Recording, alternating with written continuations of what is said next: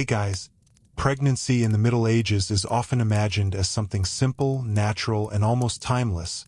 But for a medieval woman, it could be one of the most socially watched, physically dangerous, and spiritually complicated experiences of her life. It was not only a private matter of the body. It was tied to marriage, inheritance, religion, gossip, medicine, fear, hope, and the fragile survival of an entire household. Before we settle into tonight's story, let me know where you're watching from and what history topic you'd like us to explore next. If you enjoy thoughtful long-form history, a like is a quiet way to support this kind of work. And if you'd like more calm, strange, and intelligent journeys into the past, you're warmly invited to subscribe. So tonight, we begin not with a castle, a battlefield, or a royal court, but with a room somewhere in medieval Europe where a woman has begun to suspect that her life is about to change. At first, there may have been no dramatic announcement, no certain test, no clinical confirmation. A missed monthly bleeding might be noticed in silence, counted against the rhythm of work, prayer, meals, and seasons. Perhaps she had been tired in a way that did not feel like ordinary tiredness. Perhaps certain smells turned her stomach. Perhaps older women in the household began to watch her more carefully, not unkindly, but with the quiet alertness of people who knew what signs could mean. In a world without modern pregnancy tests, certainty came slowly. It arrived through patterns, symptoms, and the judgment of women who had seen this before. And that uncertainty mattered, because pregnancy in the Middle Ages was not simply a biological event. It was a condition full of consequences. For a married woman, it could bring approval, status, and relief, could secure a household's future. It could strengthen a marriage alliance, continue a family name, or preserve property from dispute. For an unmarried woman, it could bring fear, shame, punishment, or hurried arrangements meant to repair public reputation. Even before the child was visible, pregnancy already belonged partly to the community. To understand what it was like, we have to be careful not to imagine medieval people as foolish, or to imagine them as modern people with fewer tools. They lived inside a different web of assumptions. Their explanations of the body came from learned medicine, Christian teaching, folk knowledge, household experience, and inherited custom. Some of it was wrong by modern standards. Some of it was observant and practical. Much of it was shaped by a simple fact that no one could escape. Childbirth was common, necessary, and dangerous. A medieval woman did not enter pregnancy as a patient surrounded by medical technology. She entered it as a worker, wife, daughter, servant, peasant, noblewoman, townsman's spouse, or religiously observed member of a parish. Her experience depended heavily on class, region, wealth, age, marital status, and whether she had already given birth before. A noblewoman might have better food, warmer rooms, finer linens, and attendants who could remain with her for long periods. A peasant woman might continue lifting, brewing, carrying water, tending animals, kneading bread, spinning thread, and helping in the fields until her body simply refused to cooperate. But both women, rich and poor, shared a basic vulnerability. Their society needed them to give birth, but could not reliably protect them from the dangers of doing so. The first months were often hidden. This was partly practical. Early pregnancy could fail, and miscarriage was common, though people did not always discuss it in the terms we would use now. It was also spiritual and social. A pregnancy announced too early might invite anxiety, envy, suspicion, or disappointment. In some places, women relied on signs that were both bodily and symbolic. Changes in appetite, swelling, nausea, altered complexion, heaviness, dreams, cravings, or the cessation of menstruation. Learned medical writers, drawing on ancient authorities such as Hippocrates, Galen, and later medieval commentators, tried to explain conception through theories of humors, heat, moisture, and the balance of male and female contributions. These ideas could be elaborate, confident, and deeply mistaken. Yet they were not random. They were attempts to give order to a body that seemed mysterious, powerful, and unpredictable. One of the strangest things to a modern listener is how closely pregnancy was connected with moral interpretation. The pregnant woman's body was not seen as sealed off from her emotions, imagination, diet, or surroundings. People believed that what she saw, desired, feared, or consumed might affect the child inside her. Cravings were taken seriously, not simply as inconvenience, but as signs with possible consequences. A woman who longed for a particular food might need to be satisfied, because denying the craving could be thought to mark or harm the unborn child. This could make pregnancy oddly powerful for some women, giving them a temporary claim on attention and indulgence. But it also made them vulnerable to blame. If something went wrong, people might search backward for a reason. This is one of the quiet cruelties of the medieval experience. When survival was uncertain, explanation became urgent. A malformed infant, a stillbirth, or a difficult labor did not remain only a tragedy. Could become a question. Had the mother eaten the wrong thing? Had she looked at something frightening? Had she sinned? Had someone cursed her? Had God allowed this as punishment? These questions did not always lead to accusation, and many communities responded with compassion. But the structure of belief meant that suffering often carried an extra burden. It had to be interpreted. Still, pregnancy was also surrounded by care. It would be unfair to picture medieval women as abandoned to ignorance. Much knowledge was held by women, especially older women who had given birth themselves or attended births in the neighborhood. Mothers, mothers-in-law, sisters, servants, neighbors, and midwives formed the practical world of pregnancy. Their authority did not always appear in formal records, because medieval records were often written by men, clerics, lawyers, physicians, and officials. But inside the household, women's experience mattered enormously. They knew which foods were considered strengthening. They knew how to prepare cloths.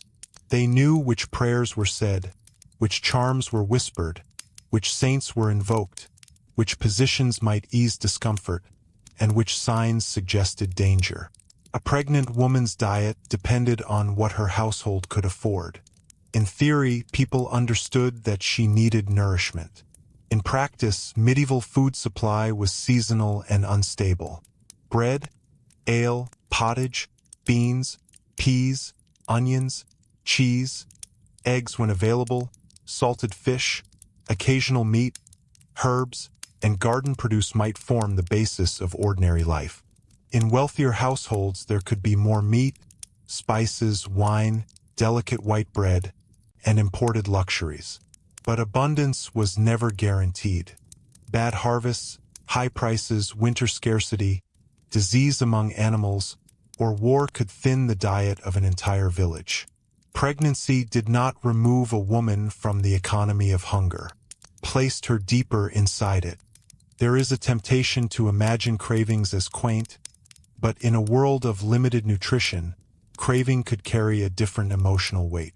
A woman might long for fruit out of season, fresh meat during Lent, a particular ale, a soft bread, or something sweet in a household where sweetness was rare. The desire might be treated with humor, irritation, sympathy, or religious caution. Medieval Christianity shaped the calendar of food through fasting days and seasons such as Lent, when meat and certain animal products were restricted. Pregnant women could sometimes be excused from strict fasting, especially if health was at stake. But this depended on local custom, clerical advice, and household attitude. Even bodily need had to pass through the language of morality. As the pregnancy became visible, the woman's body entered public knowledge. Loose clothing helped conceal changes for a time, especially because medieval garments were not tailored in the modern way. But eventually the swelling belly became difficult to hide. For a respectable married woman, this visibility could bring approval. It showed that the marriage was fruitful. It reassured kin, promised labor, inheritance, or continuity. Yet it also increased scrutiny. Her movements, appetite, temper, work, and piety might be commented upon. The pregnant body was honored in one sense, but rarely left alone. For women of the nobility, pregnancy carried dynastic pressure.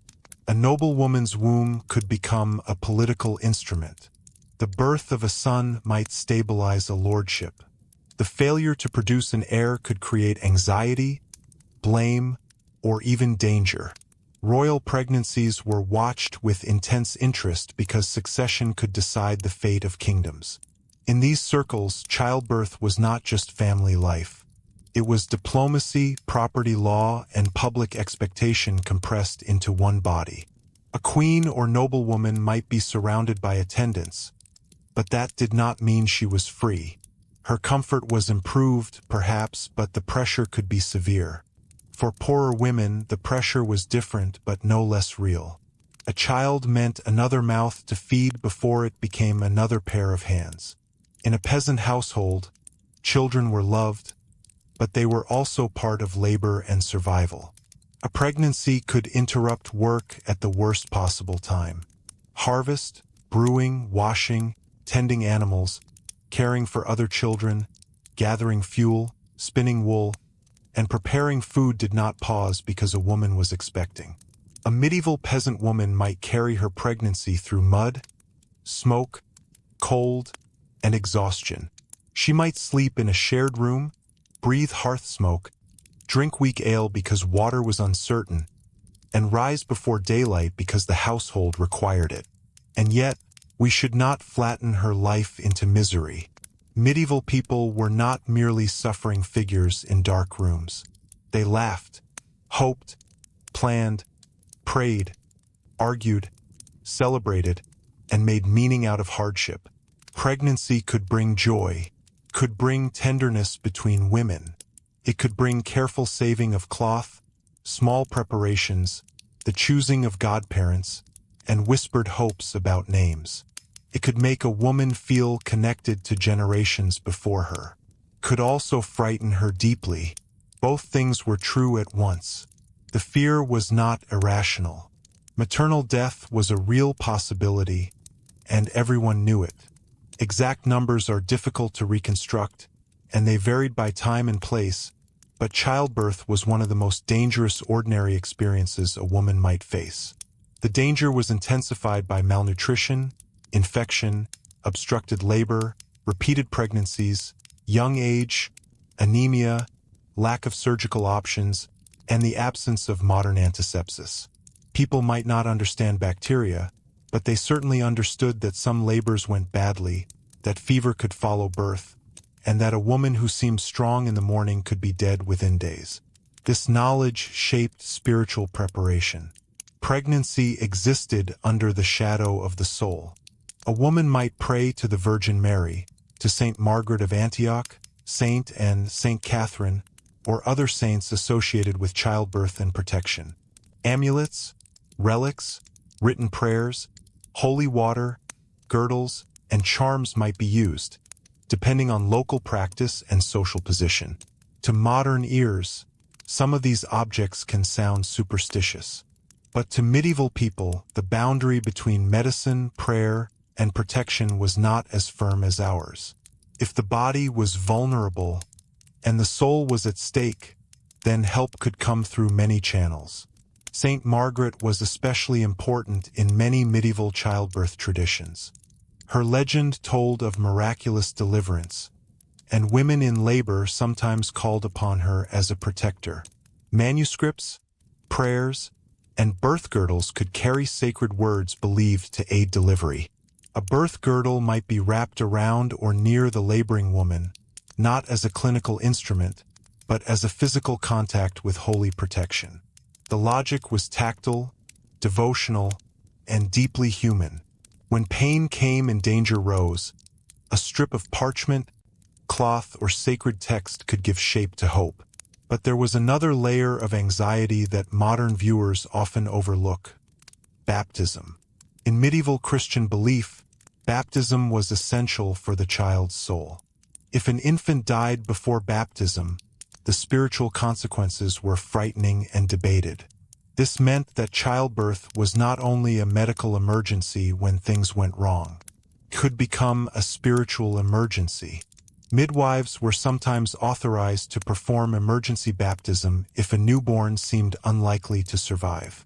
This gave them a grave responsibility.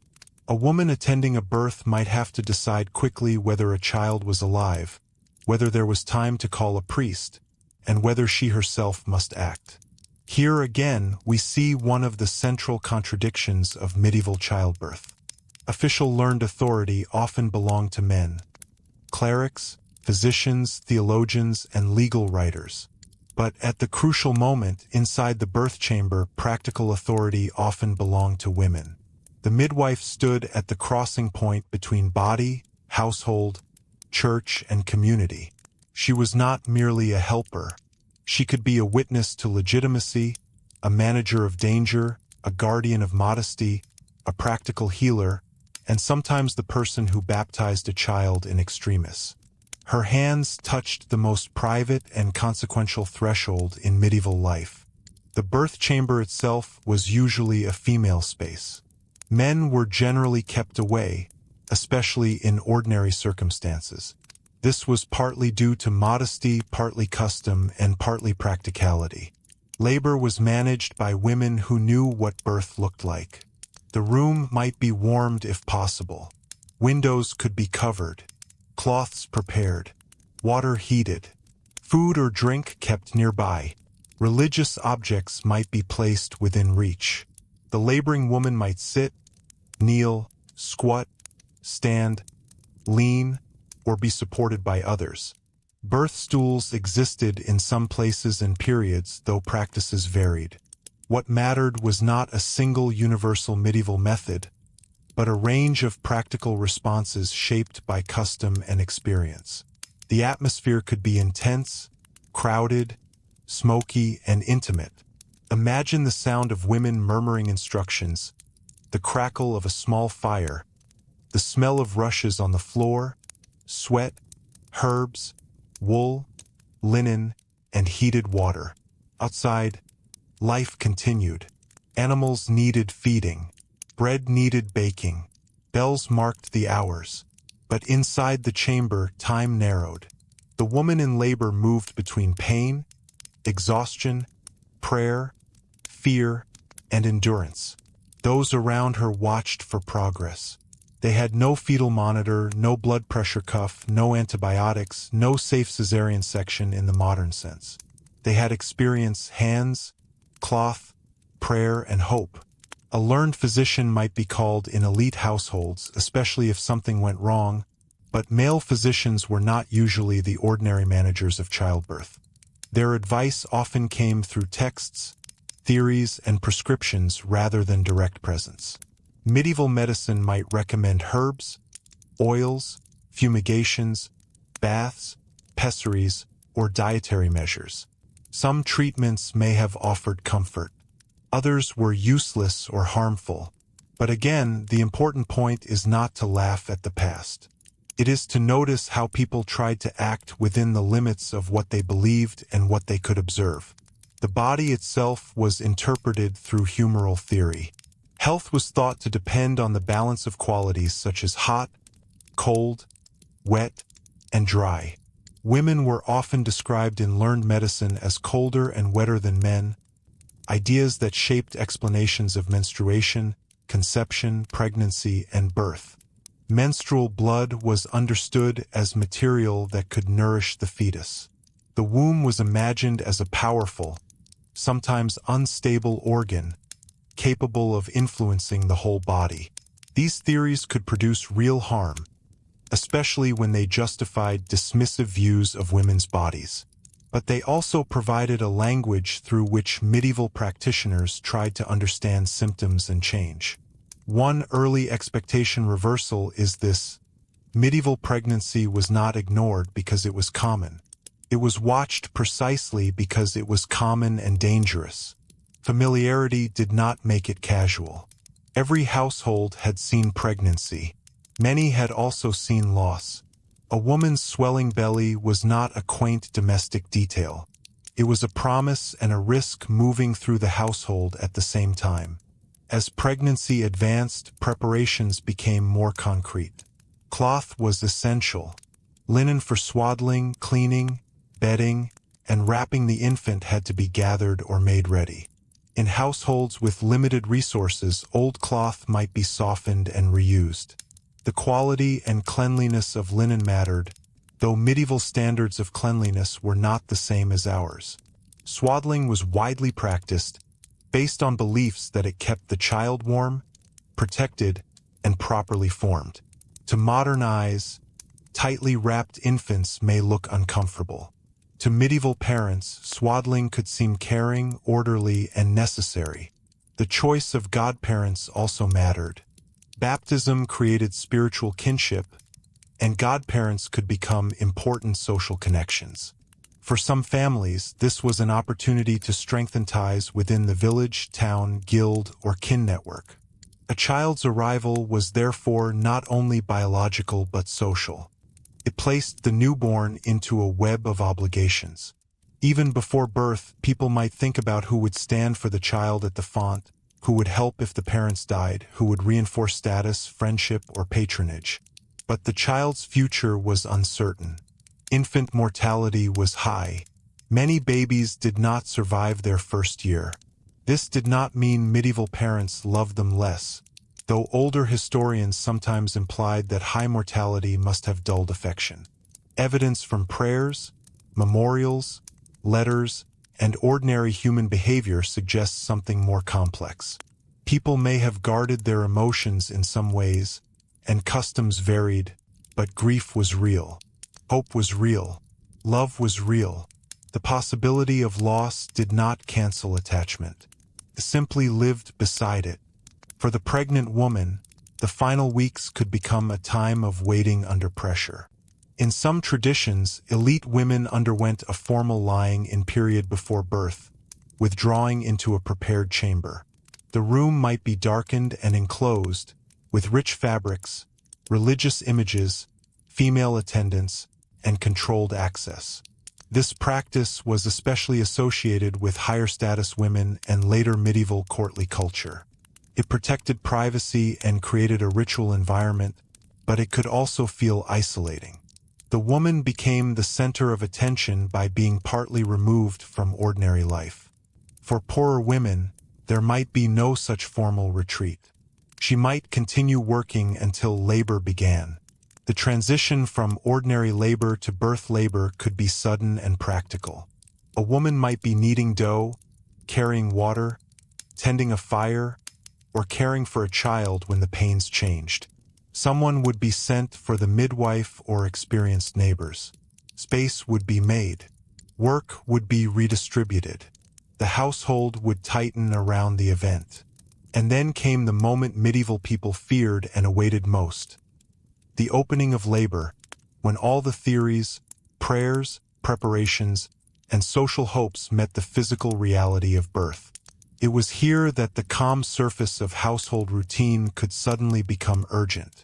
A woman who had been watched for months was now surrounded, supported, and assessed. Her body was no longer only a sign of future life. It had become the place where the future had to pass through pain, blood, skill, and uncertainty. The first pains might be treated with patience. Women who had given birth before knew that labor could take time. There might be encouragement to walk, to change position, to rest while possible, to drink, to pray, or to endure. But as the hours stretched, the room's mood could change. What began as ordinary expectation might grow tense. The midwife and attendants would listen not only to what the laboring woman said, but to what her body seemed to be doing. Was the child descending? Was the pain productive? Was there too much bleeding? Was the woman weakening? Was the baby coming in the wrong position? These questions were not abstract. They could decide everything. And in the medieval birth chamber, where knowledge was intimate but tools were limited, the difference between a difficult birth and a fatal one could be terrifyingly narrow. The difference between a difficult birth and a fatal one could be terrifyingly narrow, and everyone in that chamber understood it without needing to say so aloud. The women gathered there had seen enough to know that childbirth did not become safer simply because it was familiar. A labor might begin with ordinary pains and end with a crying infant, a tired mother, and relief spreading through the room like warmth from the hearth. But it might also change direction slowly, almost invisibly, until the same room became a place of whispered instructions, frightened glances, and prayers spoken with a different urgency. For the medieval midwife, skill meant reading signs with the body and the eye. She could not see inside the womb. She could not measure dilation in the modern clinical sense with the support of sterile tools and medical charts. But she could observe the mother's strength, the rhythm of pains, the position of the child as far as touch allowed, the color of blood, the sound of breathing, the heat of the skin, the way exhaustion settled over the face. She might have learned from another midwife, from years of attending births, from older female relatives, from local custom, and from the accumulated memory of what had worked before. Her knowledge was practical, embodied, and often unrecorded. This is one reason medieval childbirth can be difficult for us to reconstruct. The people closest to birth were often women, and the people most likely to leave written records were often men.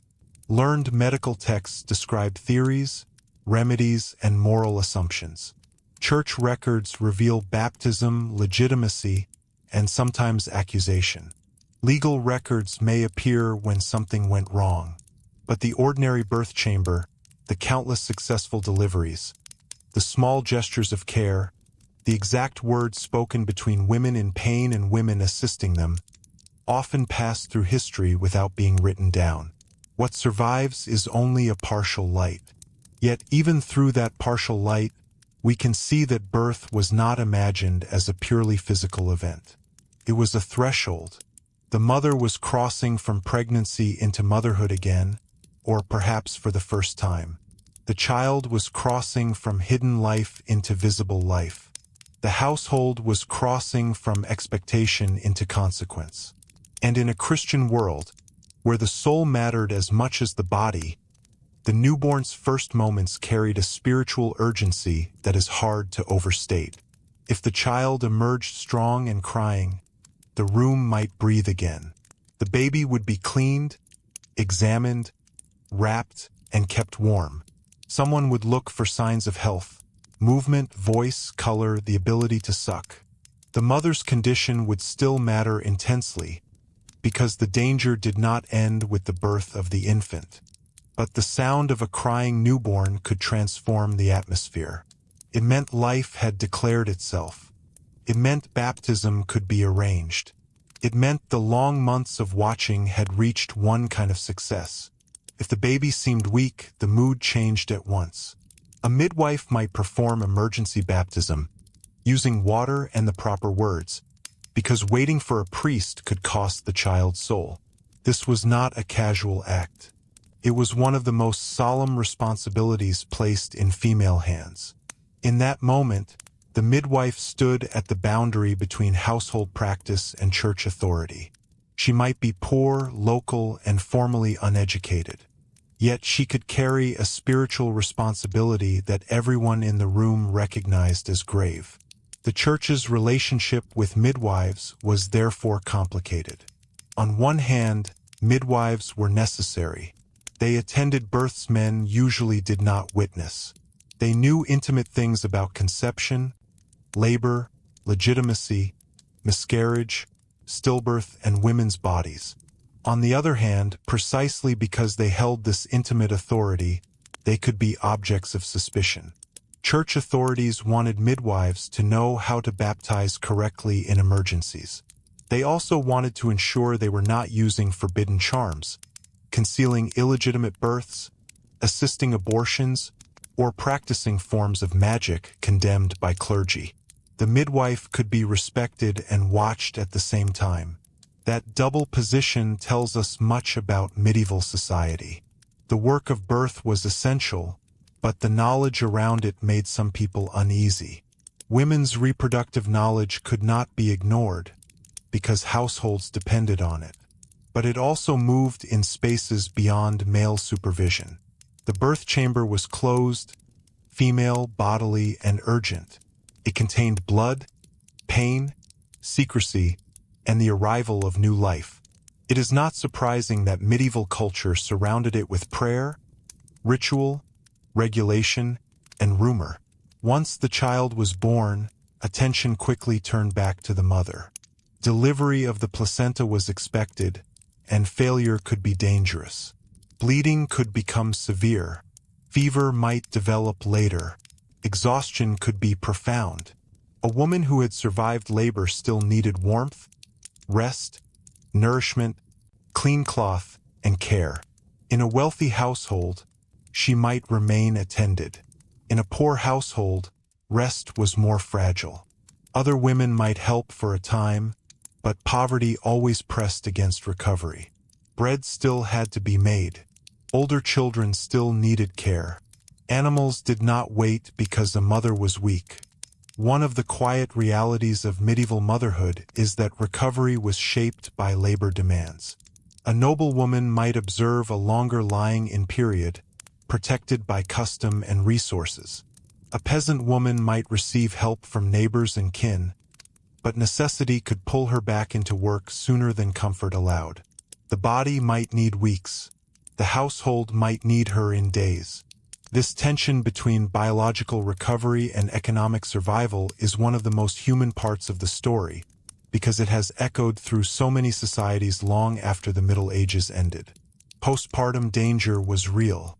Without modern antiseptics and antibiotics, infection could follow childbirth with devastating speed. Medieval people did not understand germs, but they did notice patterns of fever, weakness, foul smells, bleeding, and decline. Remedies might include herbs, warming treatments, prayers, dietary care, or attempts to restore humoral balance. Some practices may have helped indirectly by encouraging warmth and rest. Others could do little against infection. The tragedy was not always that people failed to care. Often, they cared intensely but lacked the means to stop what was happening. The newborn, too, entered a dangerous world. Warmth mattered. Feeding mattered. Baptism mattered. The infant's survival depended on the mother's milk, or another woman's milk if the mother could not nurse, died, or belonged to a social class where wet nursing was practiced. Breastfeeding was both ordinary and culturally layered. Among peasants and working women, a mother often nursed her own child, though work could make it difficult. Among elites, wet nurses might be employed, especially in aristocratic households. This practice was practical, social, and sometimes controversial, because milk was believed to carry qualities from nurse to child. The body of the wet nurse was therefore not merely a source of food. It was imagined as morally and physically influential. The choice of a wet nurse could be serious.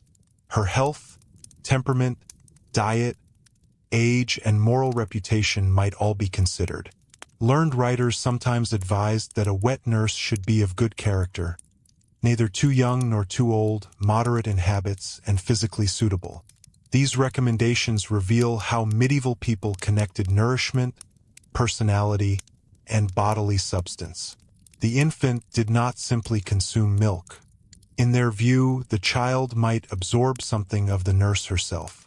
To us, this sounds medically imprecise, but emotionally, it shows how deeply people believed early care shaped the future person.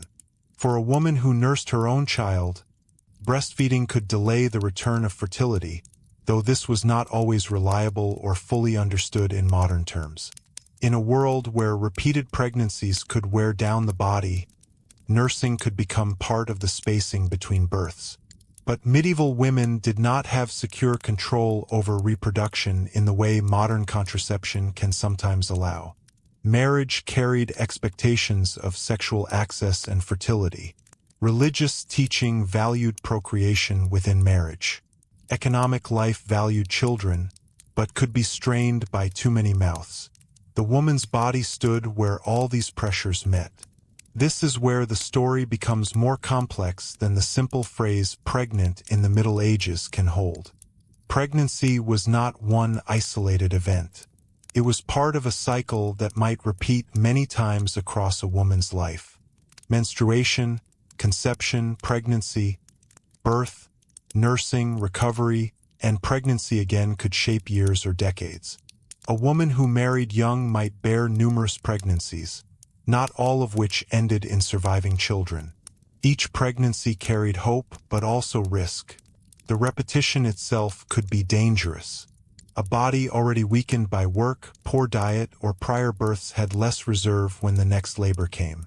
And yet, medieval society often measured women through fertility. A wife who conceived was fulfilling one of the central expectations of marriage. A woman who did not conceive might face pity, suspicion, frustration, or blame, even when the cause lay with the husband. Learned medicine did recognize male contribution to conception in various ways, but social blame often fell heavily on women. Infertility could threaten inheritance and household plans. Among the nobility, it could become a political crisis. Among ordinary people, it could create emotional and economic strain inside a marriage. The language used around fertility was shaped by religion and law. Marriage was a sacrament in Western Christianity, and sexual relations within marriage were permitted in part because they were ordered toward procreation. But medieval theologians also had complicated views about sex, desire, and bodily pleasure. Pregnancy, therefore, could be seen as honorable evidence that marriage was fruitful, while the act that produced it remained morally watched. This tension is easy to miss. Medieval culture needed sex for heirs and laborers, but also worried about lust. It honored motherhood, but often distrusted female bodies. It celebrated birth, but surrounded reproduction with rules. For unmarried pregnant women, the experience could be far harsher. A visible pregnancy outside marriage exposed sexual conduct that might otherwise have remained hidden. Communities varied in their responses, but shame, legal penalties, forced marriage negotiations, or social exclusion were real possibilities. The woman might be questioned about the father. A man might deny responsibility. Families might attempt to arrange a marriage quickly, or the woman might be left vulnerable. In some places, church courts dealt with fornication, adultery, and promises of marriage. Pregnancy could become evidence. This does not mean every unmarried pregnant woman was destroyed socially. Medieval communities were practical as well as moralizing. People made arrangements. Couples married after conception. Families negotiated. Local customs differed. But the risk was heavy because reputation mattered. A woman's honor affected her family's standing, her marriage prospects, and her ability to survive. A pregnancy that should have been supported by a husband and household might instead become a public problem. There was also the frightening matter of concealed pregnancy and suspected infanticide. In later medieval and early modern records, authorities sometimes investigated women accused of hiding births or killing newborns, though evidence could be uncertain and accusations shaped by fear, misogyny, poverty, and social control. We must speak carefully here. Not every secret birth was a crime. Not every dead infant implied violence. Stillbirth, premature birth, and infant death were tragically common.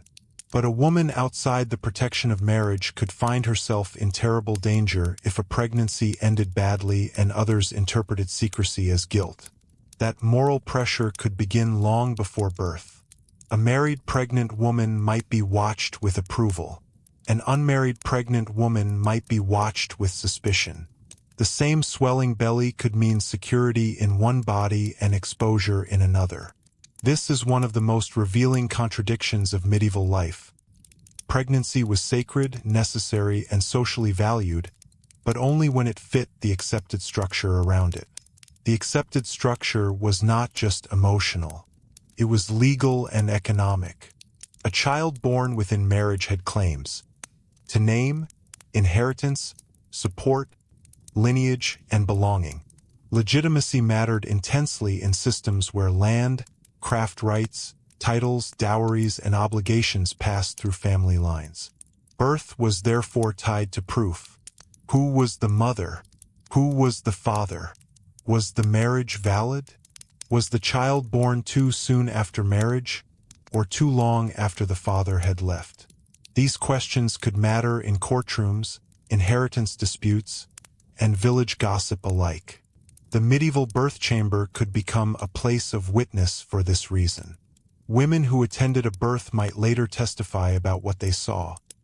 Whether a child was born alive, whether it cried, whether a woman had indeed delivered, whether a pregnancy had been real, whether a newborn survived long enough to be baptized. In a society without modern documentation, human witnesses carried legal weight.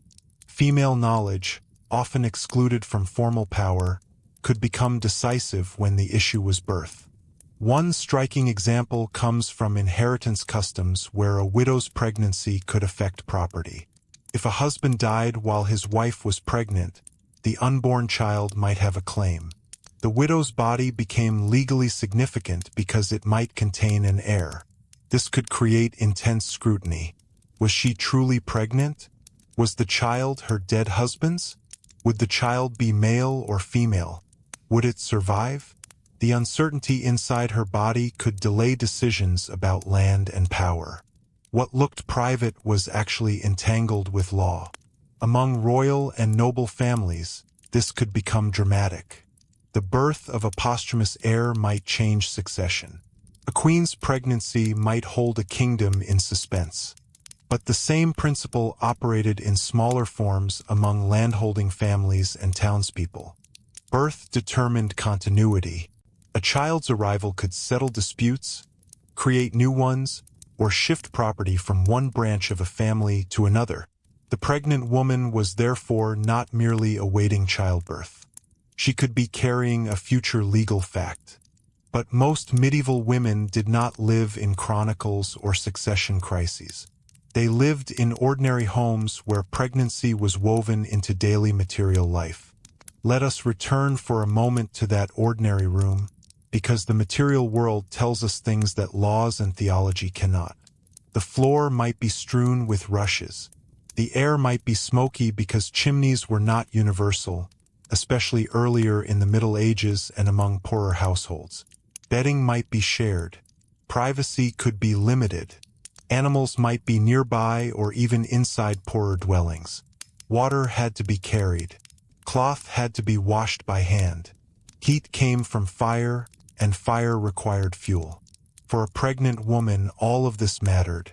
Smoke could irritate the lungs. Cold could make rest difficult. Carrying water strained the body. Poor sanitation increased the risk of illness. Crowded living spread disease. A woman might not describe these as pregnancy conditions in the way a modern person might, because they were simply life. But they shaped the experience of pregnancy all the same. The body was never separate from the house, the field, the weather, the price of grain, or the demands of family. In towns, pregnancy had a different texture. Urban women might be wives of artisans, merchants, laborers, brewers, bakers, servants, or traders. They might live above workshops or behind shops, close to markets, churches, neighbors, smells, noise, and disease. Towns offered access to goods, social networks, midwives, and sometimes medical practitioners. They also brought crowding, waste, epidemic illness, and relentless work. A pregnant woman in a medieval town could be surrounded by people and still have little rest. Guild and craft life could shape women's roles.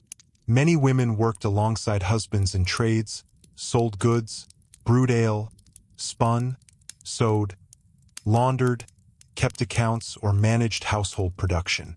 Pregnancy did not necessarily remove them from economic activity.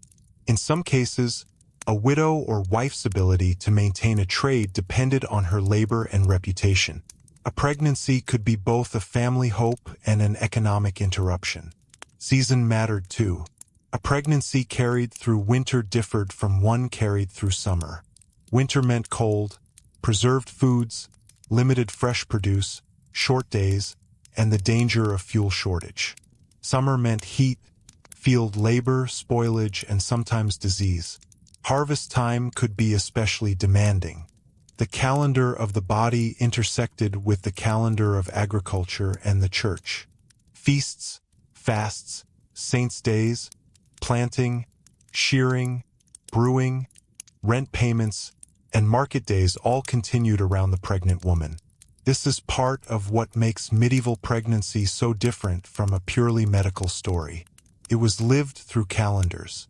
A woman might count months not by appointment schedules, but by Lent, Easter, harvest, Michaelmas, Advent, the first frost, the lambing of sheep, or the ripening of fruit. Her pregnancy moved through sacred time and seasonal time together. The child inside her was expected not only by family, but by a world organized around bells, fields, and feast days. If she was fortunate, the community around her helped. Neighbor women might bring advice, food, cloth, or company. Female friendship and kinship could soften the danger. There was likely gossip too, because communities that help also watch. But help mattered. In a crisis, someone had to fetch the midwife, heat water, care for children, call the priest, prepare linen, and comfort the mother. Medieval survival often depended on such informal networks. The household was not a self-sufficient private unit in the modern sense. It was porous, watched, supported, and judged by the people around it. In this network, older women held a special kind of authority. A mother who had birthed several children might speak with confidence that no book could rival in the eyes of her daughter or daughter-in-law. She might know which pains were ordinary and which were troubling. She might know the midwife's strengths. She might know family patterns. Who had labored quickly, who had bled heavily, who had lost infants, who had survived difficult births.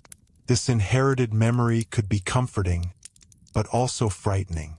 A pregnant woman might carry not only her own child, but the stories of every birth she had heard since childhood. And those stories mattered. In a world where formal education was limited, narrative carried knowledge. Women learned through watching, listening, remembering. A girl might grow up hearing about births in the family, about a neighbor who labored for 2 days, about a cousin whose child came early, about a mother saved by a saint's intercession, about a woman who died after fever. By the time she became pregnant herself, childbirth was not unknown to her. It was already present in memory, rumor, warning, and prayer. There is something deeply human in that. Modern pregnancy can be surrounded by scans, charts, apps, and medical appointments. Medieval pregnancy was surrounded by stories. Some stories comforted, some terrified, some explained, some blamed, but all of them helped people place danger inside meaning. As the child grew, people also speculated about sex. The desire for sons was strong in many contexts, especially where inheritance, labor expectations, or lineage favored males. Learned and folk traditions offered signs. The shape of the belly, the mother's complexion, which side she felt heaviness on, the nature of cravings, the quickening of the child, and other bodily clues. Most of these methods had no reliable basis, but they gave people something to discuss, hope for, and interpret during months of uncertainty. Quickening, the first felt movement of the child, held special significance. It was often treated as a meaningful stage, a sign of life becoming perceptible. Legal and theological discussions about pregnancy could distinguish between stages of development, though views varied and changed across time. For the mother, quickening was not an abstract doctrine. It was a physical event, a flutter, a shift, a presence. The hidden child became not just suspected but felt. In a society with no ultrasound image, movement was revelation. That moment could deepen attachment, could also deepen fear. Once the child moved, silence inside the womb might be noticed. A day of reduced movement could bring anxiety, though women had limited means to respond. They might rest, pray, change position, drink something, seek advice, or wait. Waiting was one of the defining experiences of medieval pregnancy. Waiting for certainty, waiting for movement, waiting for labor, waiting for the child to cry, waiting for the mother's fever to break, waiting for baptism, waiting to see whether the infant would live. The modern world often treats waiting as an inconvenience. In the medieval world, waiting was sometimes the only available treatment. And still, life continued with remarkable ordinariness.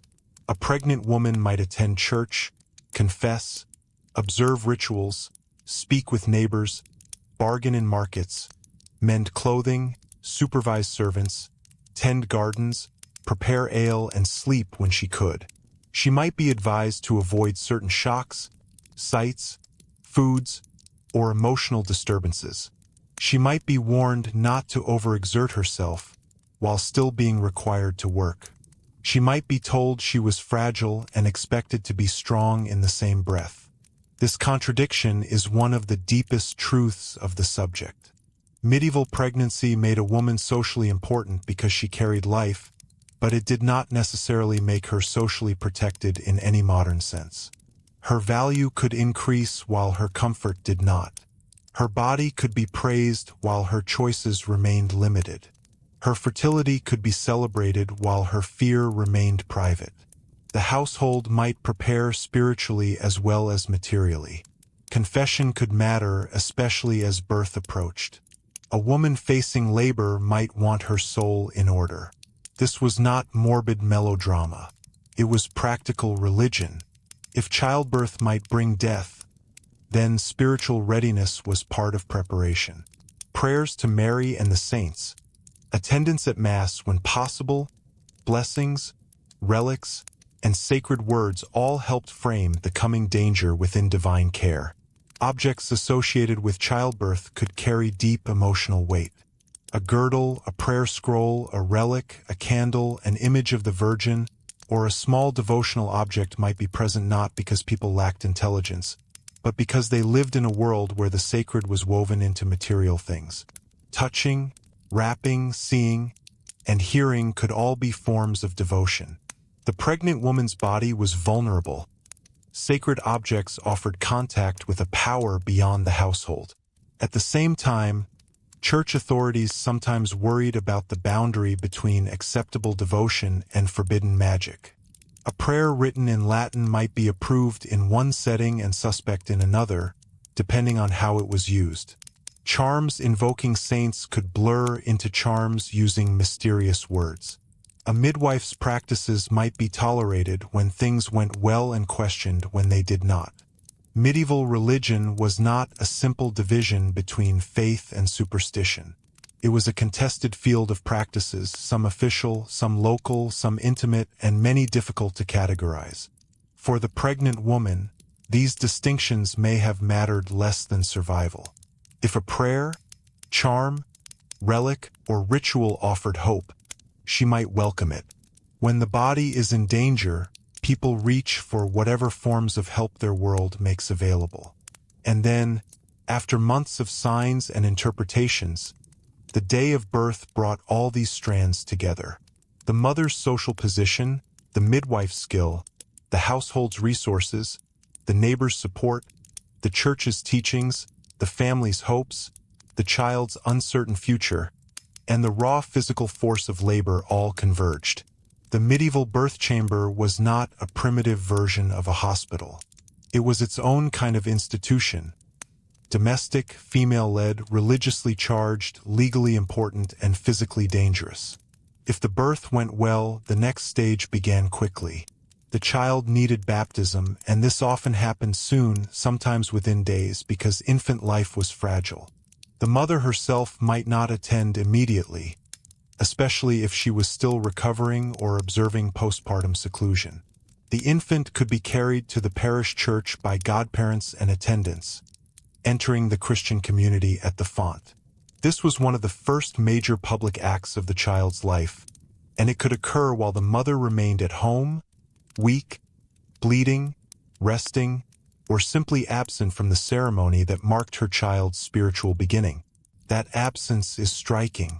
The mother had carried the child, risked death, labored to bring it into the world, and perhaps still lay recovering in the birth room. Yet the baptism, the public recognition of the infant's place in the Christian community, might proceed without her. This was not necessarily intended as cruelty. It reflected the urgency of baptism and the realities of postpartum recovery. But it reveals again how medieval motherhood could be central and strangely sidelined at the same time.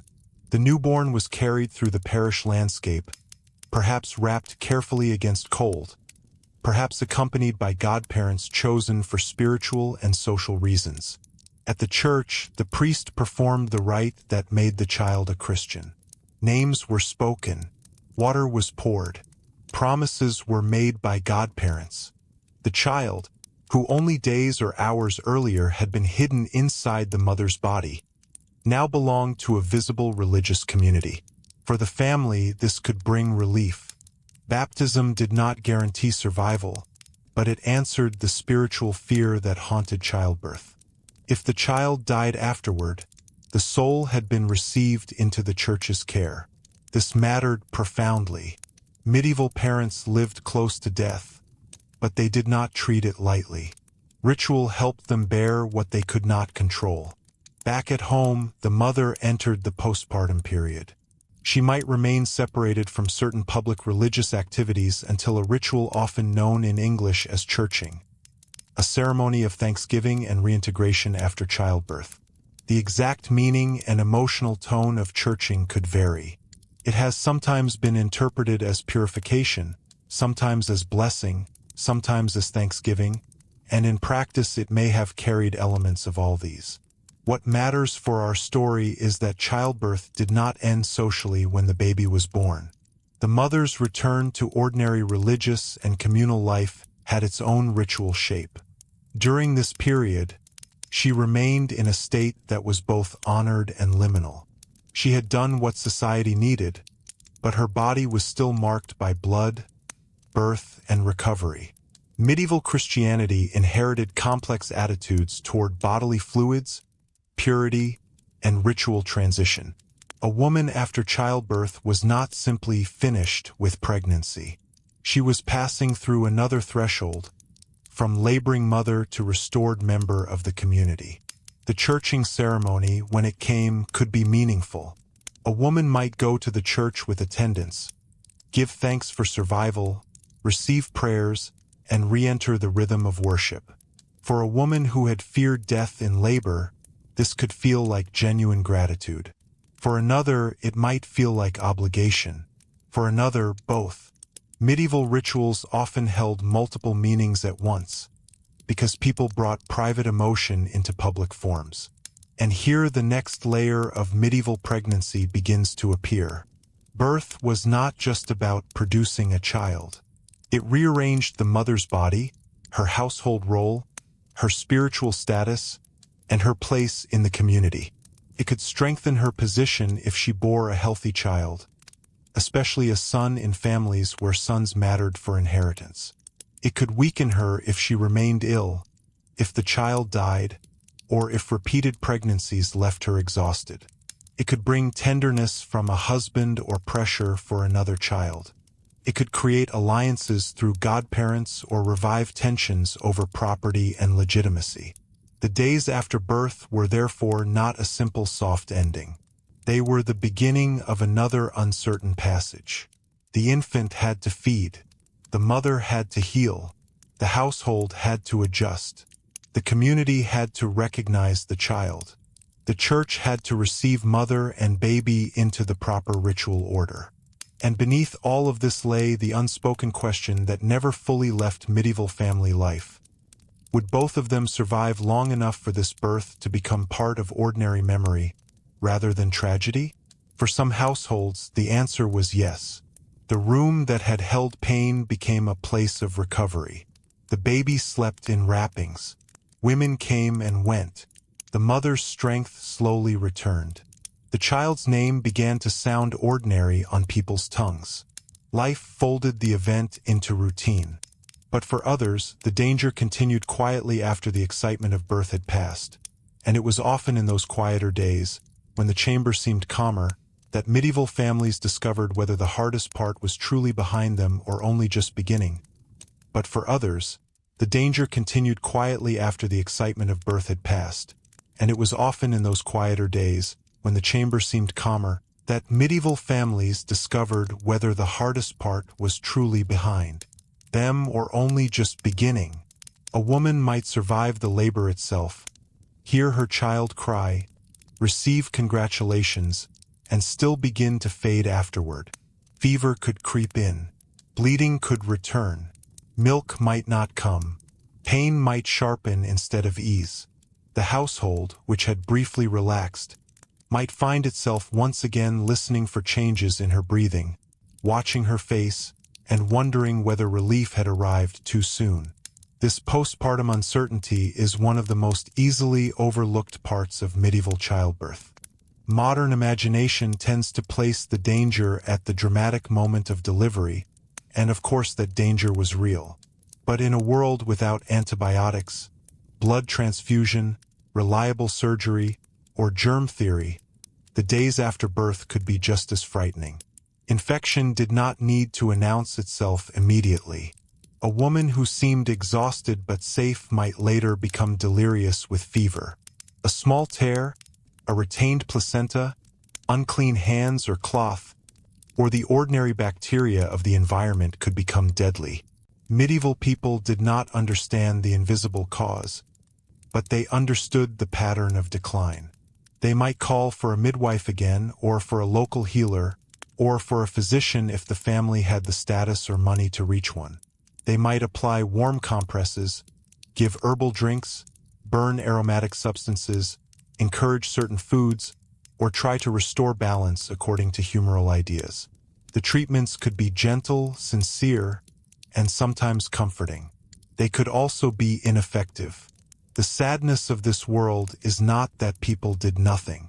It is that so much of what they could do depended on observation, prayer, and tradition rather than the tools that would have changed the outcome. For the mother herself, recovery was not only physical. Childbirth altered her social standing almost immediately. If the child lived, especially if the child was long desired, she might receive praise and tenderness. If the child was a son in a family that needed an heir, her position might strengthen. In a noble household, the birth of a male heir could transform a woman's importance almost overnight. She had fulfilled a dynastic expectation. People who had watched her anxiously now treated her body as the vessel through which continuity had arrived. But if the child died, or if it was a daughter where a son was urgently wanted, or if the mother remained weak, the mood could darken in ways both subtle and open. It is important to pause over that point carefully. Medieval parents could and did love daughters. Daughters worked, inherited in some circumstances, formed marriage alliances, cared for kin, entered religious life, managed households, and carried family bonds into other homes. But in many legal and aristocratic systems, sons held particular significance. Sons could inherit titles, keep land within a male line, continue a name, and perform expected public roles. So the birth of a daughter might bring joy in one emotional register and disappointment in another social one. A mother could hold a living child in her arms and still feel the household's unspoken pressure for a different outcome next time. That pressure did not always need words. It could appear in a glance, a delay in celebration, a husband's silence, a mother-in-law's comment, a steward's calculation, or the way relatives immediately began speaking of the next pregnancy. For some women, childbirth was followed not by rest from expectation, but by a new expectation. Recover, nurse, and conceive again. The body that had just crossed danger was asked, quietly or openly, to prepare for another crossing. In ordinary peasant households, the calculation was less dynastic but still practical. Children were part of the future labor of the family. A child who survived infancy might eventually herd animals, gather fuel, help with harvest, spin, carry water, watch younger siblings, or learn a trade. But before any of that, the child consumed time, milk, warmth, cloth, and care. A newborn could be loved deeply while also increasing the burden on a household already close to scarcity. Medieval family life was rarely sentimental in the modern sense, not because people lacked affection, but because affection had to live inside material limits. The infant's first days were therefore watched almost as closely as the mother's. Was the child feeding? Was the skin too pale, too blue, too hot? Did the baby cry strongly or weakly? Did the limbs move well? Was there swelling, difficulty breathing, or refusal to nurse? A newborn's life could turn quickly. The household might keep the child close to warmth, wrapped tightly, held by the mother, grandmother, nurse, or older girls. The small body needed protection from cold, hunger, accident, and illness. The world it entered was not designed around infant safety. It had open fires, crowded beds, animals, damp floors, rough travel, contaminated water, and disease. Swaddling, so common in medieval childcare, was part of this protective logic. To modern eyes, it can appear restrictive, but medieval caregivers believed a tightly wrapped infant was warmer, safer, and better formed. The wrapping kept limbs still, made the baby easier to carry, and perhaps reduced the risk of injury in a busy household. It also reflected older ideas about shaping the body. Infants were seen as soft, unfinished, needing guidance into proper form. The same culture that shaped souls through baptism and bodies through labor also imagined the newborn body as something to be ordered. Care of the baby belonged mainly to women, but not only to the mother. Older women, wet nurses, female servants, sisters, and neighbors might all be involved. In wealthier families, the mother's direct contact with the infant could vary. Elite women sometimes handed nursing to a wet nurse, partly because of custom, partly because breastfeeding affected fertility, partly because noblewomen were expected to resume social and dynastic roles, and partly because bodies in elite households were managed through hierarchy. The baby might be deeply valued, yet physically cared for by someone of lower status. Love and distance could coexist. Wet nursing created its own world of dependence and judgment. A wet nurse had to be lactating, which usually meant she had recently given birth herself. This could produce quiet inequalities. A poor woman's milk might feed a noble child while her own infant received less attention, another nurse, or early weaning. Not every arrangement was cruel, and some wet nurses gained security, wages, and household connection through the work. But the system reminds us that reproduction was not only personal. It could be redistributed through class. One woman's body could support another family's lineage. For women who nursed their own infants, feeding was constant and physically demanding. Night and day blurred. Sleep was broken. The mother recovering from labor might also be responsible for keeping the baby alive through her milk. If milk was slow to come, if nipples cracked, if infection developed, if the baby had trouble sucking, anxiety rose. People had remedies and advice, but few reliable solutions. Animal milk or pap might be used in some circumstances, though these could be dangerous for infants. The fragile bond between mother's milk and infant survival was one of the most important and most vulnerable facts of early life. The mother's diet again mattered. A nursing woman needed nourishment, but the household might not have much to spare. People believed certain foods affected milk quality. Some foods were thought to warm, strengthen, thicken, thin, or corrupt the milk according to humoral thinking. Advice could be practical in one sense and medically flawed in another. The mother might be encouraged to eat soft, nourishing foods if available. Broths, ale, bread, eggs, dairy, pottage, or meat in wealthier settings. In poorer homes, what was recommended and what was possible might be two very different things. At the same time, postpartum customs helped mark her transition. The lying-in period, especially for women with resources, could provide a socially recognized space for rest. Female visitors might come. Gifts or food might be brought. The mother might be sheltered from some duties. The room itself could become a small center of women's sociability. But the comfort of lying in should not be romanticized too easily. Enclosure could protect, but it could also isolate. The woman might be sore, bleeding, feverish, anxious, and dependent on others. She might hear household life continuing beyond the room, knowing that her own absence placed strain on other women. Among the elite, the lying-in chamber could be carefully arranged. In some later medieval noble settings, it might be hung with rich fabrics, darkened, warmed, and supplied with attendants.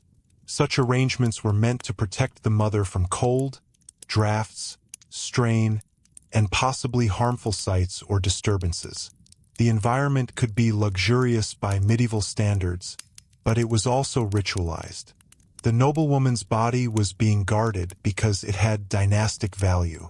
Her recovery was private, but the meaning of her recovery was public. For a queen, this private-public contradiction became even sharper. A royal birth could decide succession, and so the pregnancy, delivery, and survival of the child were matters of political consequence. Witnesses might be needed to confirm that the child was truly born of the queen. Rumors of substitution, false pregnancy, or illegitimacy could become politically explosive. The birth chamber might still be female-dominated, but it could never be merely domestic. Every cry from that room could echo through a kingdom. This may sound dramatic, but the underlying logic existed in quieter households too. Birth had to be trusted. A child's identity depended first on the people who witnessed its arrival. In a world before modern records, the memory of those present mattered. The women around the bed could later become the guardians of truth. Yes, this child was born alive. Yes, this woman gave birth. Yes, the father was away or present or dead. Yes, the infant was baptized. Yes, the mother survived long enough to speak. Their testimony could affect inheritance, marriage claims, accusations, and reputation. So even in a candlelit room, among cloths and whispered prayers, law was never far away. The medieval world did not divide bodily life from legal life as sharply as we often do. The womb could become evidence. Milk could become obligation. Birth could create property rights. Baptism could establish spiritual identity. A mother's survival could determine who managed a child's future. The most intimate events were threaded into public systems. And then came churching, the ritual return of the mother after childbirth. It is worth dwelling on because it reveals how medieval people understood birth as a passage requiring social and spiritual closure. After a period of recovery, a woman might come to the church, often accompanied, to give thanks and receive blessing. In some regions, the ceremony involved standing at the church door before entering, echoing older ideas of transition from outside to inside, from liminality to reintegration. The language and exact practice varied, but the symbolism was clear enough. The woman who had been set apart by childbirth was returning. For some modern listeners, the idea can seem uncomfortable, as though the mother were considered unclean after doing the work society demanded of her. There is truth in that discomfort, because medieval religious culture carried inherited ideas about blood, purity, and bodily states. But the ritual was not only stigma. Many women may have experienced it as thanksgiving for survival. To walk to church after a dangerous birth, alive, perhaps with the child alive too, could be profoundly meaningful. The same ceremony could carry discipline, relief, gratitude, and social recognition all at once. That complexity is typical of medieval life. A ritual could comfort and constrain. A belief could protect and blame. A custom could honor women and limit them. If we reduce the past to cruelty alone, we miss how people found meaning. If we soften it into charming tradition, we miss the pressure and danger. The truth lies in the uncomfortable mixture. After churching, the mother's ordinary responsibilities widened again. She could return more fully to worship, work, neighborhood life, and marital life. But the body did not always recover on schedule. Pelvic injury, chronic pain, weakness, anemia, infection, and emotional trauma could follow birth, though medieval sources rarely describe them in the language we would use. A woman might simply be described as weak, ill, melancholic, failing, or changed. Much suffering that modern medicine would name was hidden inside everyday endurance. And endurance was expected. A medieval woman's capacity to continue was often assumed because households depended on it. If she was poor, there might be no alternative. If she was elite, her body was still expected to serve family strategy. If she was a servant, pregnancy could endanger her position. If she was widowed, a newborn might complicate her economic survival. If she was unmarried, motherhood might threaten her future. There was no single medieval pregnancy experience. There were overlapping experiences shaped by rank, law, region, and circumstance. Servant women faced particular vulnerability. Many young women worked in other households before marriage. Their labor was valuable, but their position could be precarious. A pregnancy could imply sexual activity, consensual or coerced, and the consequences often fell heavily on the woman. If the father was a fellow servant, a master, an apprentice, a cleric, or a man who denied involvement, her options varied sharply. She might lose employment, face punishment, be pressured into marriage, or rely on parish charity. The household that had used her labor might not protect her when her body became inconvenient evidence. This is another layer of medieval pregnancy that challenges simple storytelling. Not every pregnancy began in marriage, safety, or joy. Some began in secrecy, fear, exploitation, or uncertainty. Records from church courts and legal disputes reveal fragments of these stories. Promises of marriage broken, accusations of seduction, servants dismissed, women naming fathers, men denying them, communities trying to impose order after the fact. The pregnancy made private behavior visible. The woman's body became the record. For married women, too, consent and comfort were not straightforward. Medieval marriage gave husbands significant sexual rights over wives, shaped by religious and legal ideas of marital debt. A wife's body was not fully her own in the modern sense. Pregnancy could therefore result not only from desire or mutual hope, but from obligation. This is a difficult subject, and we should approach it carefully, without projecting modern categories too crudely backward, but also without pretending that medieval marriage always protected women's autonomy.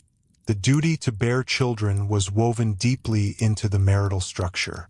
Religious teaching could both limit male behavior and reinforce female obligation. The Church condemned certain forms of sexual misconduct, adultery, and excessive lust. It regulated marriage, prohibited close-kin unions, and increasingly insisted on consent as essential to valid marriage. These were not insignificant protections. But within marriage, procreation remained a central expectation, and women often carried the physical consequences. A husband might fear for his wife in childbirth and still expect more children. A woman might love her husband and dread another pregnancy. Human relationships rarely fit neatly into doctrine. Repeated pregnancy could age a woman quickly. Nutritional stress, blood loss, nursing, work, and insufficient recovery accumulated. A woman who had given birth many times might become highly respected for her experience, especially among other women, yet also physically worn. Her knowledge came at a cost. Each successful birth made her a potential guide to others. Each loss left marks that may never have been written down. Miscarriage was part of this world as well, though often difficult to see clearly in sources.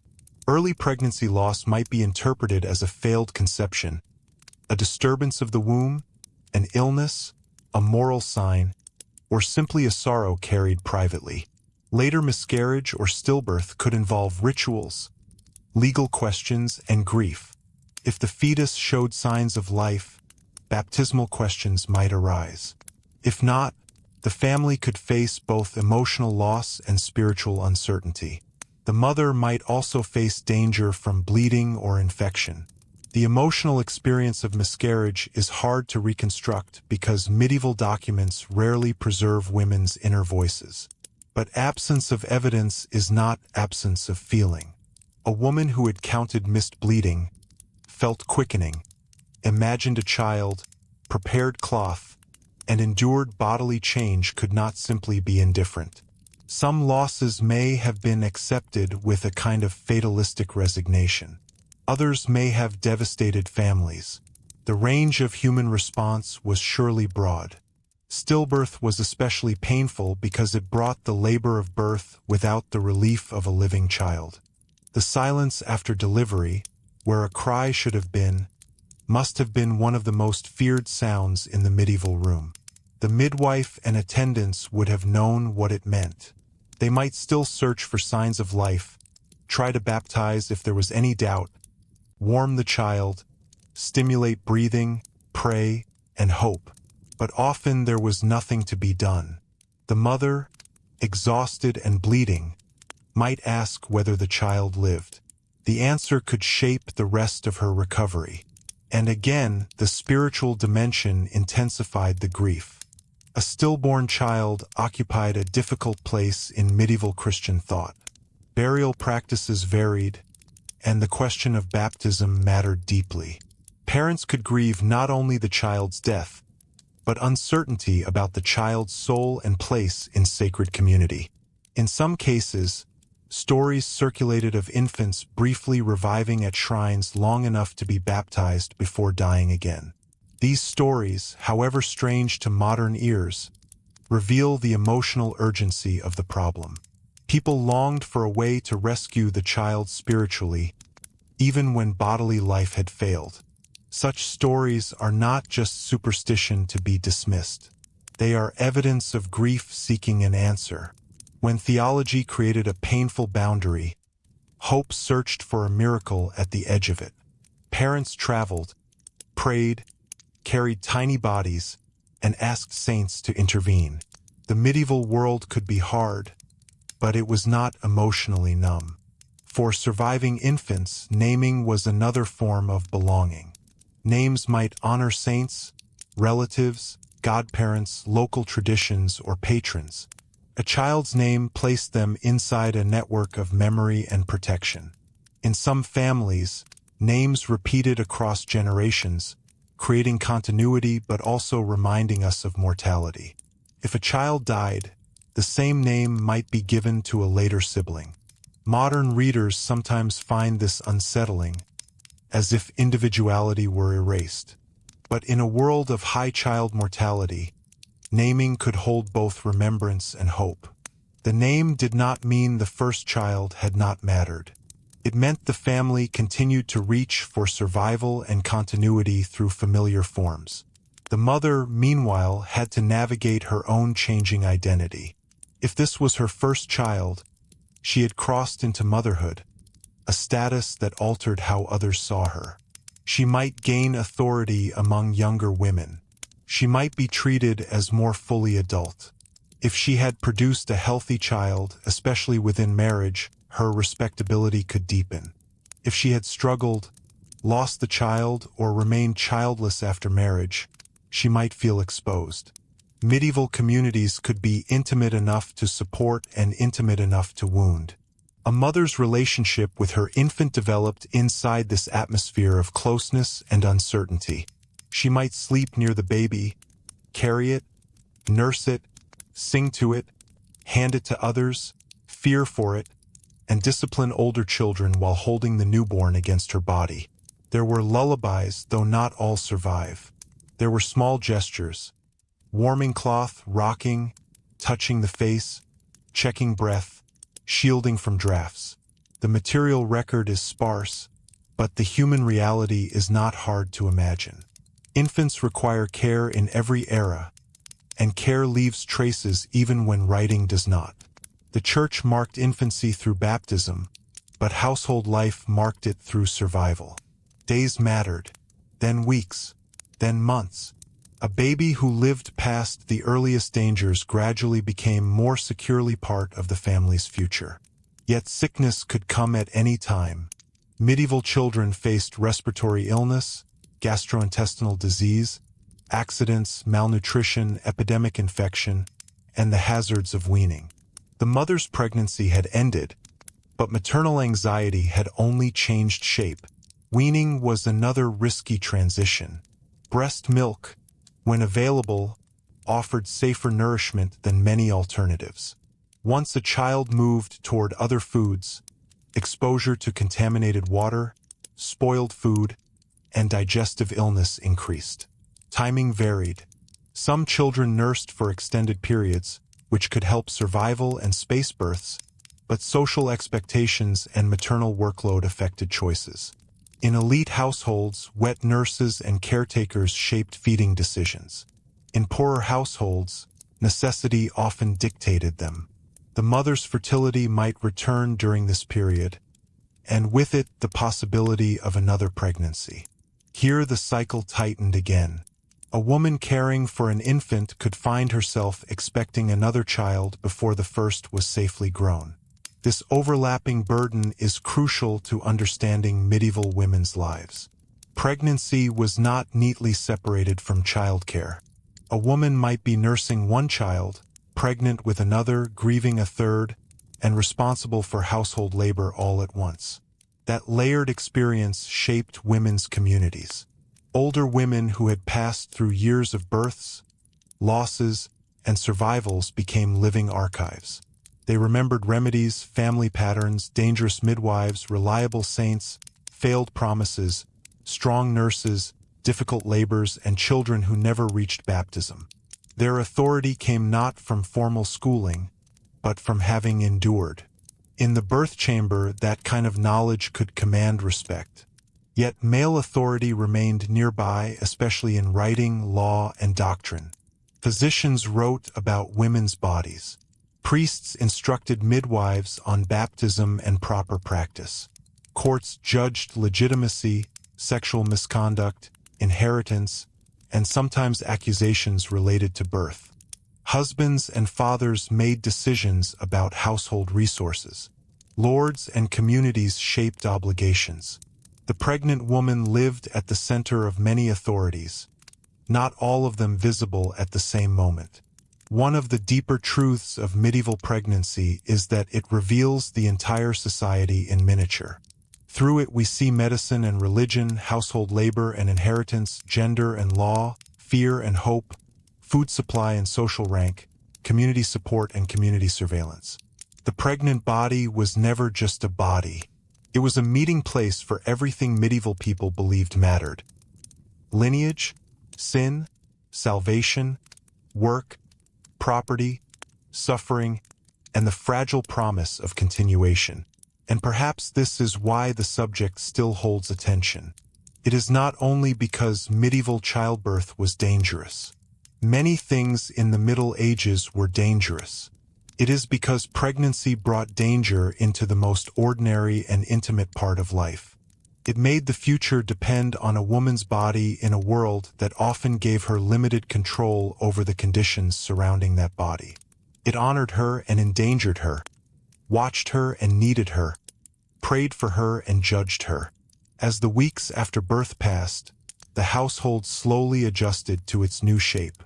If mother and child survived, the event moved from crisis into routine. The baby's cries became part of the soundscape. The mother's work resumed in stages. The cloths used during birth were washed, stored, or discarded. The midwife returned to other tasks until she was called again. Godparents took on their ceremonial role. The parish register, where such records existed more commonly later, or the memory of the community, held the fact of the child's arrival. But beneath the return to routine was a knowledge no one had forgotten. The same women who had helped at this birth would be called to another. The same prayers would be spoken again. The same fears would gather in another room. A girl who had watched from the edge of the household might one day become the woman on the bed. A mother who had just survived might someday sit beside her daughter in labor. Birth knowledge moved forward this way, not through official histories, but through bodies, memories, and hands. And in the medieval village or town, as bells marked another day and smoke rose from the roofs, the story of one pregnancy quietly joined the larger pattern of countless others. Some celebrated, some mourned, some forgotten by records, but all part of the hidden human machinery by which medieval society continued from one generation into the next, even as the next danger was already taking shape in another household, behind another closed door. Behind another closed door, the same pattern could begin before anyone outside the household knew it had begun. A woman might first suspect pregnancy while grinding grain, rinsing linen, walking back from the well, or kneeling in church with a sudden wave of nausea moving through her body. The signs were private at first, but privacy in a medieval community was never absolute. A mother-in-law might notice that she avoided certain foods. A neighbor might observe that she had not asked for cloth in the usual way. A husband might count the weeks since marriage. A servant might whisper. In a world where people lived close together, the body became difficult to keep entirely secret. And secrecy mattered because pregnancy, as we have seen, could mean very different things depending on the circumstances around it. In the accepted order within marriage, it could be a reason for hope. Outside that order, it could become dangerous knowledge. This meant that some women experienced the earliest months not as joyful anticipation, but as calculation. Who knew? Who suspected? Could a marriage be arranged? Would the father acknowledge the child? Would the household offer protection or rejection? Would the community respond with mercy, discipline, or gossip sharpened into punishment? Medieval society was often described by its ideals: Christian marriage, legitimate heirs, orderly households, obedient children, faithful spouses. But real life pressed constantly against those ideals. People fell in love before marriage. Men promised marriage and delayed it. Servants were vulnerable to masters or older men. Widows formed relationships. Clerics broke vows. Husbands were absent. Soldiers passed through towns. Markets, fairs, harvest work, and festivals brought people together. The result was that pregnancy sometimes revealed not order, but the failure of order. Church courts, where records survive, give us glimpses of this hidden world. They show couples arguing over promises, women naming men as fathers, men denying or minimizing responsibility, neighbors testifying about who had been seen with whom, and communities trying to force private conduct back into public categories. These documents are incomplete and often formal, but beneath their legal language are human situations. Fear, desire, betrayal, negotiation, and sometimes genuine affection struggling to become respectable before it was too late. The promise of marriage was particularly important. In medieval canon law, mutual consent made a marriage, though public ceremony and church solemnization became increasingly emphasized. This created a complicated world in which private promises could have real significance, but also real ambiguity. If a man and woman exchanged words of present consent, they might be considered married even before a formal church wedding. But proving such consent could be difficult. If pregnancy followed, the question became urgent. Had he promised? Had she believed him? Were there witnesses? Was the child legitimate? A woman's future might depend on the answer. For a pregnant, unmarried woman, time itself could become an enemy. The body would eventually announce what words could still conceal. Each passing week narrowed her choices. A quick marriage might protect her reputation if the timing could be explained or politely ignored. Families sometimes tolerated a child conceived before formal marriage if the couple married soon enough and the social order was restored. Medieval communities could be moralizing, but they could also be pragmatic. They often cared less about private perfection than public repair. But repair was not always available. If the man refused marriage, if he was already married, if he was socially superior and protected, if he had left the area, or if the woman's family lacked leverage, pregnancy could become a burden she carried with limited support. The same community that might help a respectable married mother through labor could judge or isolate an unmarried one. Charity might exist, but so did shame. And shame in a medieval village or town was not an abstract feeling. It could affect employment, marriage prospects, family standing, access to help, and the way every neighbor looked at her. This is where the physical reality of pregnancy joined the social reality of surveillance. A woman might lace garments differently, avoid public bathing or washing spaces, withdraw from certain gatherings, or try to disguise changes beneath loose clothing. But medieval clothing, though often layered and adaptable, could only hide so much for so long. The swelling abdomen, changes in movement, fatigue, and eventually the need for assistance would become visible. A hidden pregnancy required not only secrecy, but cooperation from the body, and the body was not always cooperative. Some women may have sought remedies to bring on menstruation or end a pregnancy, though the historical record is difficult and morally charged. Medieval medical texts and herbals sometimes included substances believed to affect the womb, stimulate bleeding, or expel retained matter. The language could be ambiguous, because the same treatment might be described as restoring menstruation, treating a dead fetus, or provoking expulsion. We must avoid making every mention of such remedies into evidence of abortion. But we must also avoid pretending that medieval people had no knowledge of plants and practices associated with fertility control. Women, healers, and midwives lived close to reproductive realities, and not every pregnancy was welcome. The risks were severe. Herbal substances could be toxic. Dosages were uncertain. A woman acting in secrecy might delay calling for help until she was in danger. And if the attempt became known, she could face moral and legal consequences depending on the time, place, and circumstances. Medieval attitudes toward abortion were complex, shaped by theology, law, ideas about ensoulment, and stages of fetal development. But socially, a woman suspected of interfering with pregnancy could be treated with suspicion or condemnation, especially if the case was tied to sexual shame. This layer of the story is uncomfortable, but it is necessary because pregnancy in the Middle Ages was not only a celebrated path into motherhood. It could also be a crisis of reputation, poverty, coercion, and fear. A calm history has to hold both realities at once.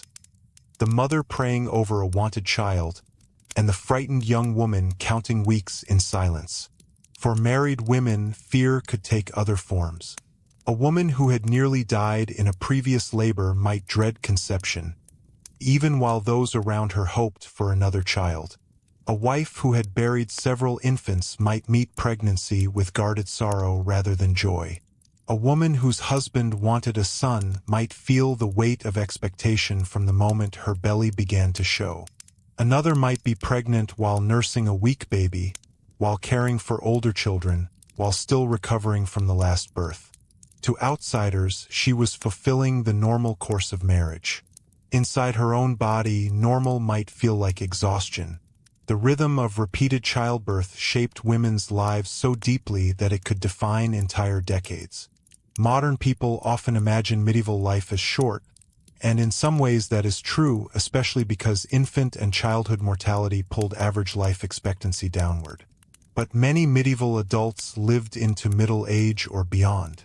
A woman who survived childhood and repeated childbirth might spend many years moving through cycles of pregnancy, nursing, work, recovery, grief, and renewed fertility. Her life was not a single dramatic birth. It was repetition, and repetition has its own quiet weight. This repetition affected marriages. A husband might measure family success through children, but he also depended on his wife's labor. If pregnancies weakened her, the household suffered.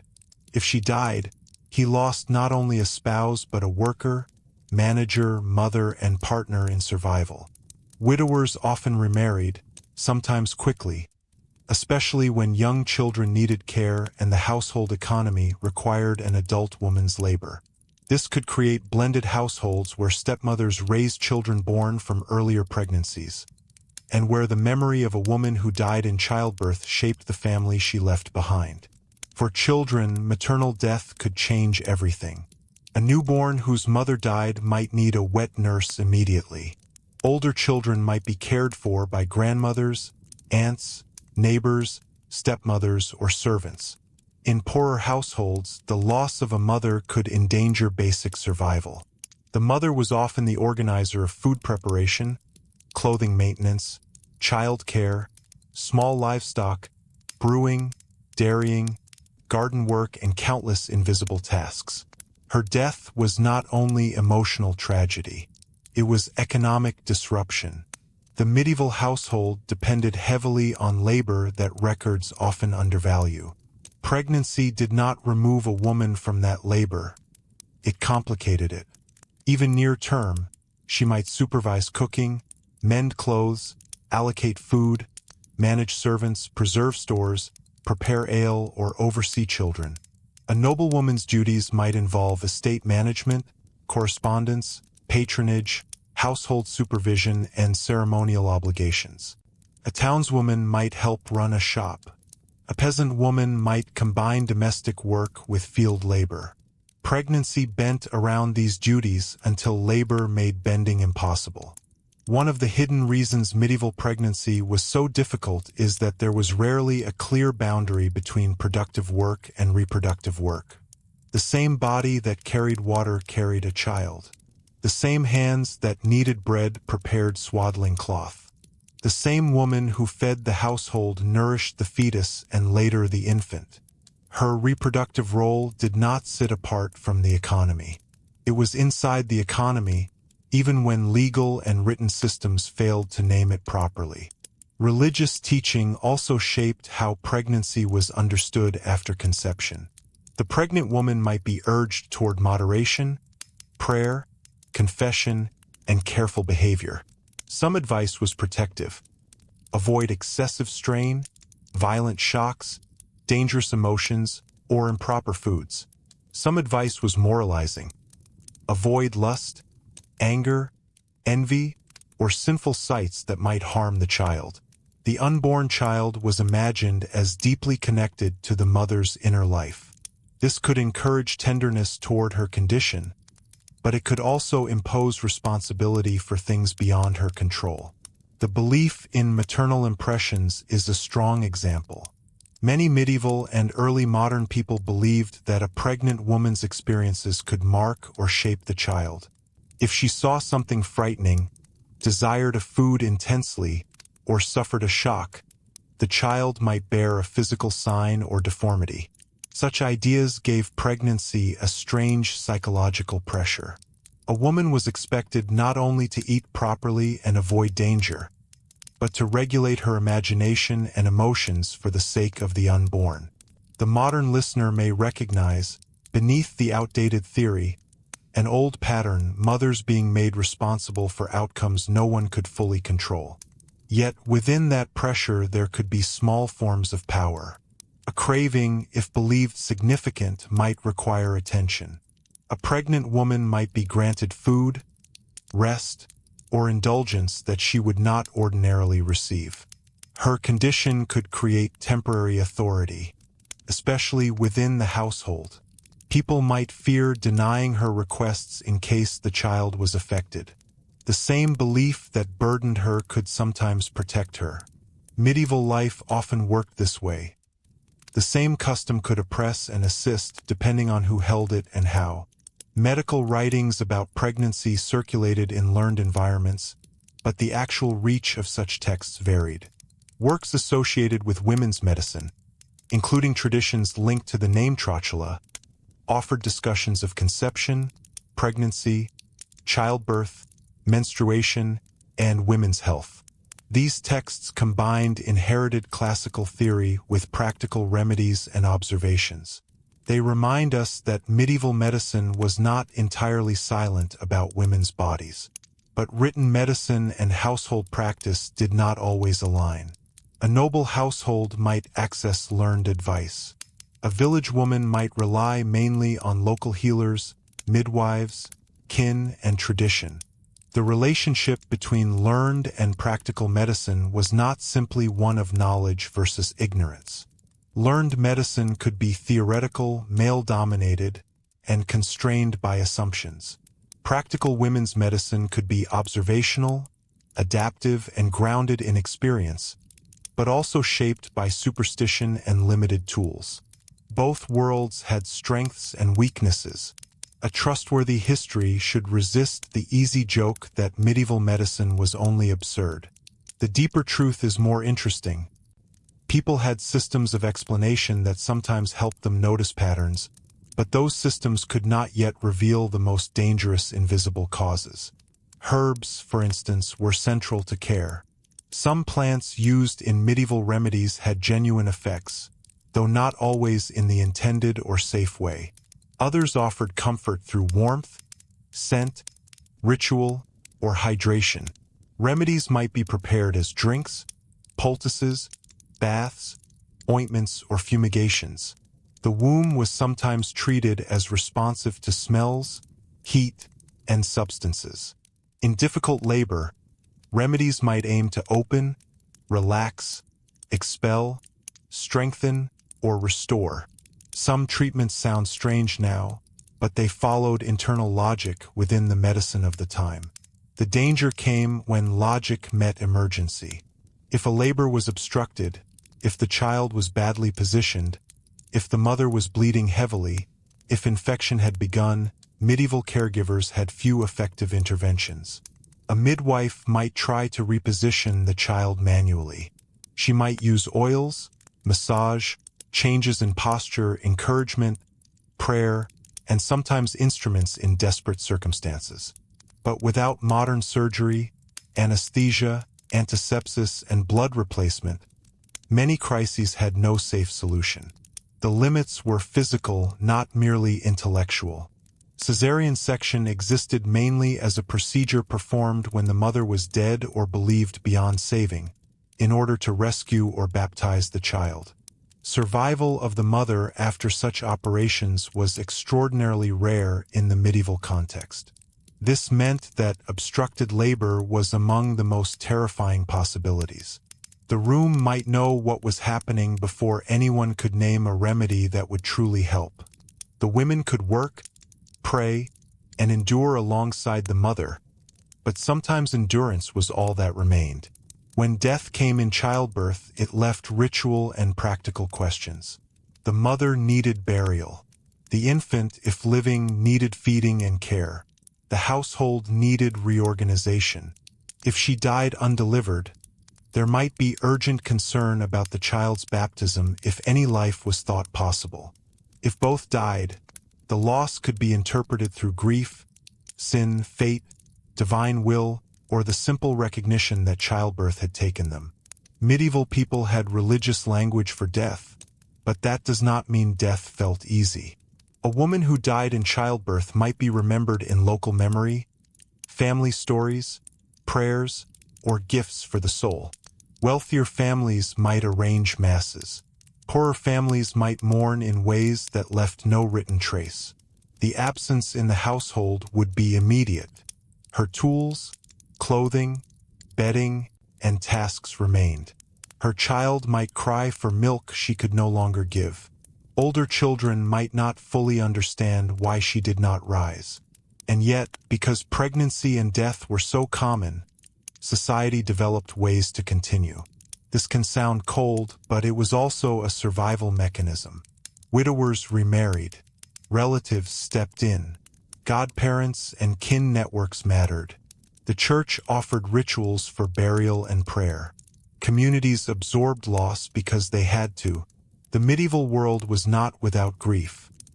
It was full of practices designed to carry grief forward into the next day's work. For women who survived, birth stories became part of their authority. A difficult labor might be retold as a sign of strength, divine mercy, a midwife's skill, or a saint's aid. A woman might say years later that Saint Margaret helped her, or that a particular midwife saved the child, or that a certain herb eased the pains. Such stories were not mere memory. They were instructions for the next crisis. They told other women what to do, whom to call, what to fear, and where hope might be found. This transmission of knowledge was especially important because formal institutions did not provide a universal system of maternal care. There were hospitals in the Middle Ages, but medieval hospitals were not modern hospitals. Many were religious charitable institutions serving the poor, sick, travelers, pilgrims, or elderly. Childbirth usually remained within the home. The home was the clinic, the chapel, the legal witness chamber, and the recovery room all at once. Its resources depended on family, neighbors, wealth, and local custom. The parish church, however, was never far from the story. Its bells structured time. Its teachings framed marriage, sex, baptism, and death. Its priests might instruct midwives, hear confessions, perform baptisms, conduct churching, and bury the dead. The church was not present inside every moment of labor, but its assumptions filled the room. A medieval pregnancy unfolded under the gaze of God, saints, parish, and community memory. This gave suffering a language, though not always relief. A woman in labor might offer pain to God, ask Mary for protection, call on saints, or clutch a devotional object. Pain in childbirth was often connected to the biblical story of Eve and the consequences of sin, a framework that could make women's suffering seem spiritually expected.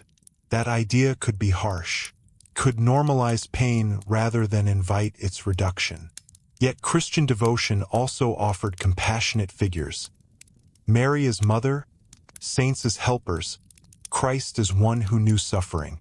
Medieval religion could intensify fear and provide comfort in the same breath. The Virgin Mary occupied a powerful place in the emotional world of pregnancy and motherhood. She was the Holy Mother, the intercessor, the figure who had given birth to Christ.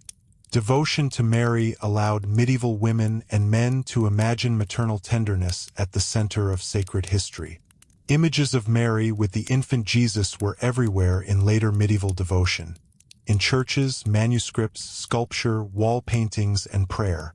These images did not make childbirth safe, but they shaped the imagination of motherhood. The divine had entered the world through a woman's body. That fact gave pregnancy a sacred dignity, even in a society that often feared female flesh. There is a profound contradiction here. Medieval theology could associate women with Eve, temptation, weakness, and bodily disorder. The same religious culture also exalted Mary above all saints. Ordinary pregnant women lived somewhere between these poles. Honored through the symbolism of holy motherhood, constrained by suspicion of women's bodies, protected by prayers, judged by morality, needed by families, and endangered by birth itself. The mother's own voice is often missing from the records. That absence should make us cautious. We should not pretend to know exactly what every woman felt, but we can reconstruct the pressures around her, the practices that shaped her, and the possibilities available to her. We can say that pregnancy brought hope and fear together. We can say that support came mostly through other women. We can say that social class changed the material experience but not the basic danger. We can say that medieval people cared deeply about birth because so much depended on it. We can also say that pregnancy was one of the ways medieval women became visible in records otherwise dominated by men. A woman might appear in a court case because she was pregnant. She might be mentioned in an inheritance dispute because she carried a possible heir.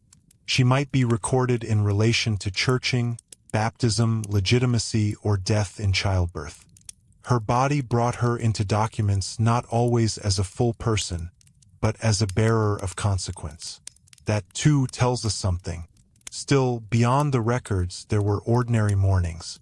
A mother recovering by the fire, a grandmother tying swaddling bands, a midwife washing her hands in a basin, though without knowing what invisible dangers remained, priest waiting at the font, a father pacing outside the chamber, excluded from the female space but not free from anxiety, children listening from another room, neighbors carrying news in lowered voices, a household holding its breath. And as one child survived, another pregnancy might already be anticipated. The family might speak of more children with hope, necessity, or resignation. In noble houses, attention could turn quickly to the next heir, especially if the newborn was a daughter or sickly son. In peasant homes, another child could mean future help, but also present strain. For the mother, the thought of another pregnancy might be welcome, dreaded, or both. Her body had not finished healing, but society's expectations did not always wait for healing. This is where the medieval experience of pregnancy begins to widen beyond the birth chamber into the full life course of women. To be pregnant once was dangerous. To be expected to pass through pregnancy repeatedly was something larger, a lifelong negotiation with risk. Each conception carried a question. Each labor reopened the threshold. Each child who lived reshaped the household. Each child who died left a mark that may have been spoken of only in prayer. And so, in another household, behind another closed door, a woman beginning to suspect pregnancy was not merely beginning a private medical condition. She was entering a system of expectations that had existed long before her and would continue long after her. The women around her knew the path because they had walked it or watched it. The church knew how to name it. The law knew how to use it. The household knew how to depend on it. But only she would carry the weight of it from the first hidden sign to the moment when the chamber filled again with women, water, cloth, firelight, and the old waiting silence before birth. The old waiting silence before birth returned again and again in medieval life, passing from one household to another like a shared knowledge no one could fully escape. It was present in the noble chamber hung with cloth and guarded by attendants, and in the small peasant dwelling where smoke clung to the beams and water had to be carried from outside. It was present in towns, where the noise of markets and workshops continued beyond the shutters, and in villages, where the rhythm of fields and church bells moved on even while one woman labored behind a closed door. Every birth was personal, but none of them existed outside the world that surrounded it. By the time a woman reached the edge of labor, she had already traveled through months of watchfulness. She had lived through uncertainty, interpretation, advice, prayer, and scrutiny.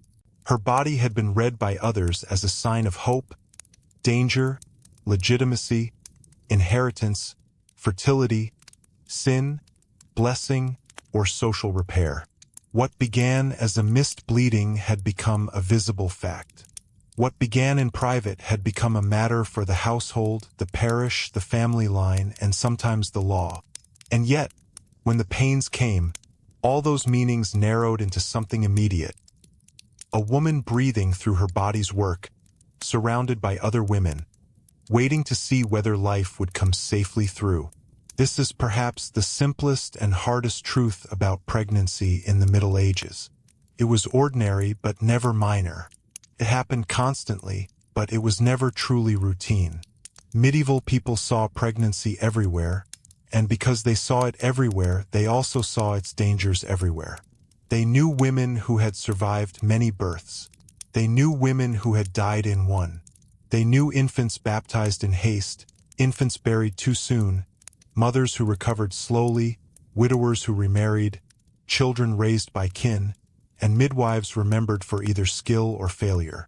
Familiarity did not remove fear.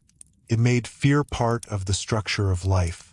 For the women who attended births, this knowledge gave their work a seriousness that formal histories often fail to capture. A midwife entering a birth room did not carry modern instruments, but she carried memory. She carried the remembered pattern of labors that moved well and labors that did not. She carried the words to baptize if a child seemed near death. She carried the trust, suspicion, gratitude, and sometimes blame of her community. She might not appear in chronicles beside kings and bishops, but in the most fragile hours of ordinary medieval life, she could be the person everyone needed most. Her authority also reminds us that women's history is often hidden not because women were absent, but because the records were uneven. The birth chamber was one of the great centers of female knowledge in medieval society, yet it was rarely described from within by the women who knew it best. Their practices survived in fragments, in medical texts written or copied by others, in church instructions about emergency baptism, in legal testimony, in devotional objects, in stories of saints, in household customs, and in the long echo of repeated experience. Much has been lost, but enough remains to see that childbirth was not a simple natural event left to chance. It was managed, interpreted, supported, ritualized, and feared. The medieval mother herself stood at the meeting point of all this. She was not only a symbol of fertility or suffering. She was a person living within limits. She might want the child and fear the birth. She might resent another pregnancy and still love the baby when it came. She might be honored for bearing a son and quietly grieve a daughter who was treated as less valuable than she deserved. She might survive labor but never fully regain her strength. She might lose a child and still be expected to return to work. She might carry private memories that no document preserved. The danger of telling this story too simply is that we turn medieval women into either victims or romantic figures. They were neither only one nor the other. They were workers, believers, mothers, daughters, servants, wives, widows, neighbors, healers, and witnesses. They endured much, but endurance was not the same as passivity. They prepared cloth, chose helpers, shared knowledge, prayed, negotiated, concealed, confessed, accused, testified, nursed, mourned, and continued. Their power was often limited, but it was not non-existent. Their lives were constrained by structures, but inside those structures they made choices, formed bonds, and carried forward knowledge that official systems depended on. Pregnancy also reveals how medieval society imagined the future. The future was not an abstract idea. It was a child who might or might not survive the night. It was an heir who might settle or disturb inheritance. It was another worker for a farm, another apprentice for a craft, another daughter to marry, another soul to baptize, another mouth to feed. The unborn child carried possibility, but that possibility was never pure. It came with cost, risk, and obligation. Every birth asked a household to gamble with hope. For noble families, that gamble could reach outward into politics. A queen's pregnancy might calm a kingdom or unsettle it. A noblewoman's son might preserve land, title, and alliance. A daughter might become part of a marriage strategy that joined families across regions. In such settings, pregnancy could be surrounded by comfort, ritual, and watchfulness, but comfort did not erase danger. A rich woman could bleed, fever, miscarry, or die as surely as a poor one. Wealth changed the room, the food, the bedding, and the number of attendants. It did not fully command the body. For ordinary women, the gamble was quieter but just as real. A peasant mother might give birth in a room where work waited outside the door. A townswoman might labor above a shop while trade continued below. A servant might fear that pregnancy would cost her place. A widow might wonder how a newborn would be fed. A wife might count the children already living and the small stores available for winter. These were not dramatic scenes in chronicles, but they formed the deeper history, the daily continuation of society through bodies that carried both labor and life. The Church gave this continuation a sacred frame. It taught that marriage, birth, baptism, sin, death, and salvation all belong to a moral universe. It offered rituals that helped people move through danger: confession before birth, prayer during labor, emergency baptism, churching after recovery, burial after loss. These rituals did not remove pain, but they gave it form. They allowed households to act when they could not control the outcome. They placed the newborn into community, returned the mother to worship, and carried the dead into memory. But the same religious world could also add weight, could interpret women's pain through Eve, could treat blood and childbirth as conditions requiring ritual management. It could watch midwives with suspicion, judge sexual conduct, and turn pregnancy outside marriage into evidence of sin. Medieval Christianity was not one simple force in this story, comforted and constrained, protected and judged. It gave women saints to call upon and rules to live under. It made childbirth sacred but not safe. Medicine, too, was both help and limit. Medieval practitioners inherited ancient theories of humors, heat, moisture, wombs, seed, and bodily balance. Some ideas were observant. Some were deeply mistaken. Some remedies comforted. Some harmed. The most dangerous problems, infection, obstructed labor, hemorrhage, severe anemia, premature birth, often lay beyond what medieval medicine could reliably solve. This does not mean medieval people were stupid. It means they were human beings trying to survive before the invisible causes of disease were understood and before the tools of modern obstetrics existed. That distinction matters. It is easy to stand far away in time and laugh at charms, birth girdles, humoral theories, or prayers to saints. But if we place ourselves honestly in that room, the laughter fades. Imagine a woman in prolonged labor, her strength failing, the child not coming, the midwife running out of options, the priest perhaps being called, the family waiting outside. In that moment, a prayer strip, a relic, a saint's name, a warm cloth, an herb drink, and the steady hand of an experienced woman were not foolish ornaments. They were the available vocabulary of hope. And hope was necessary. Without it, the repetition of birth and loss would have been unbearable. Medieval families continued not because they were numb to danger, but because life required continuation. They hoped for children. They mourned them. They baptized quickly because life was uncertain. They chose godparents because community mattered. They named children after saints and relatives because memory and protection were intertwined. They returned to the church after birth because survival asked to be acknowledged. They told stories because stories preserved both warning and comfort. One of the most moving things about this history is how much of it happened without leaving a clear trace. Countless pregnant women never appear by name in surviving records. We do not know their faces, their voices, their exact fears, or the names they whispered during labor. We do not know which one craved apples in winter, which one dreaded a mother-in-law's judgment, which one laughed with the midwife between pains, which one silently counted the infants she had lost, which one felt quickening for the first time while standing in a field.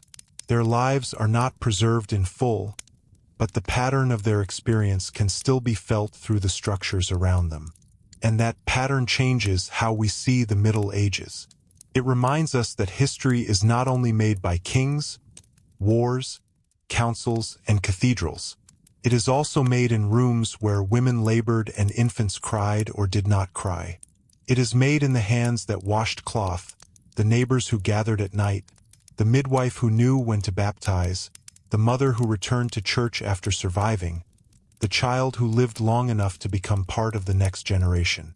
The survival of medieval society depended on events that formal power often treated as domestic, but no kingdom, village, monastery, farm, or town could continue without them. Pregnancy in the Middle Ages was therefore not a small subject.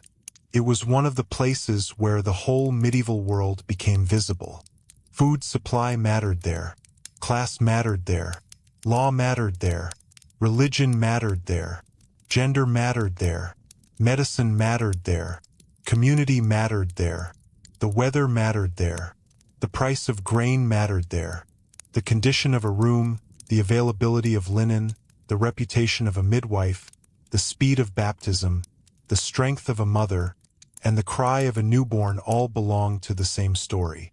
If there is one modern misunderstanding worth leaving behind, it is the idea that medieval people treated pregnancy casually because it was common. The opposite is closer to the truth. It was common, and so it was surrounded by meaning. It was dangerous, and so it was surrounded by ritual. It was necessary, and so it was surrounded by pressure. It was intimate, and so it was surrounded by women's knowledge. It was private, and yet it was never fully private. For the pregnant woman herself, all of this meant that her experience could be tender and terrifying at once.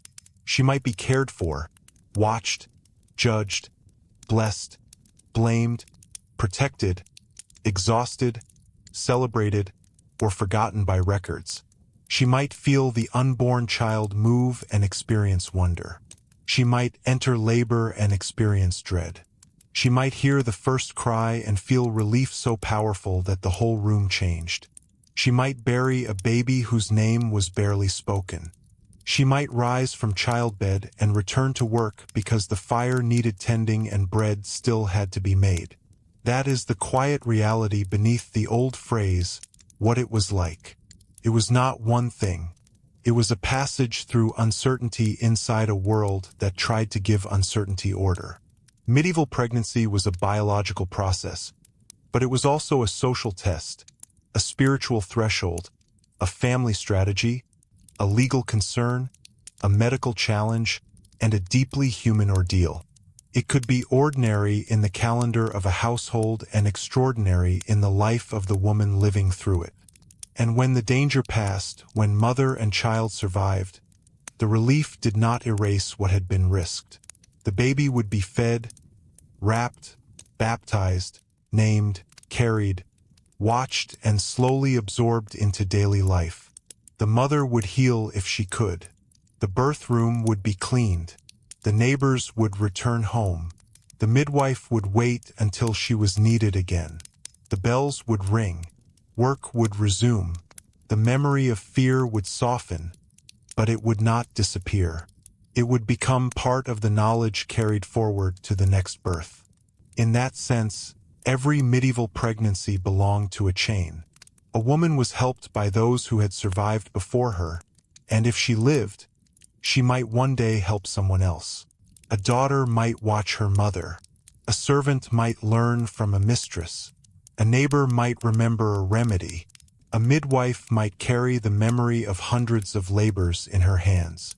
The knowledge moved quietly, mostly outside books, from room to room and generation to generation. So when we imagine pregnancy in the Middle Ages, perhaps we should not begin with the strange remedies or the frightening statistics, though both matter. We might begin instead with the atmosphere of waiting. A dim room, a small fire, folded linen, whispered prayers, women gathered close, and a body carrying the future at real cost. The scene is distant from us, but not entirely foreign. It belongs to another medical world, another religious world, another social order. Yet the hope in it, the fear in it, and the need for care are deeply recognizable. What detail of this world is hardest for you to imagine living through? The danger of birth itself, the pressure from family and community, or the uncertainty that followed even after the child was born?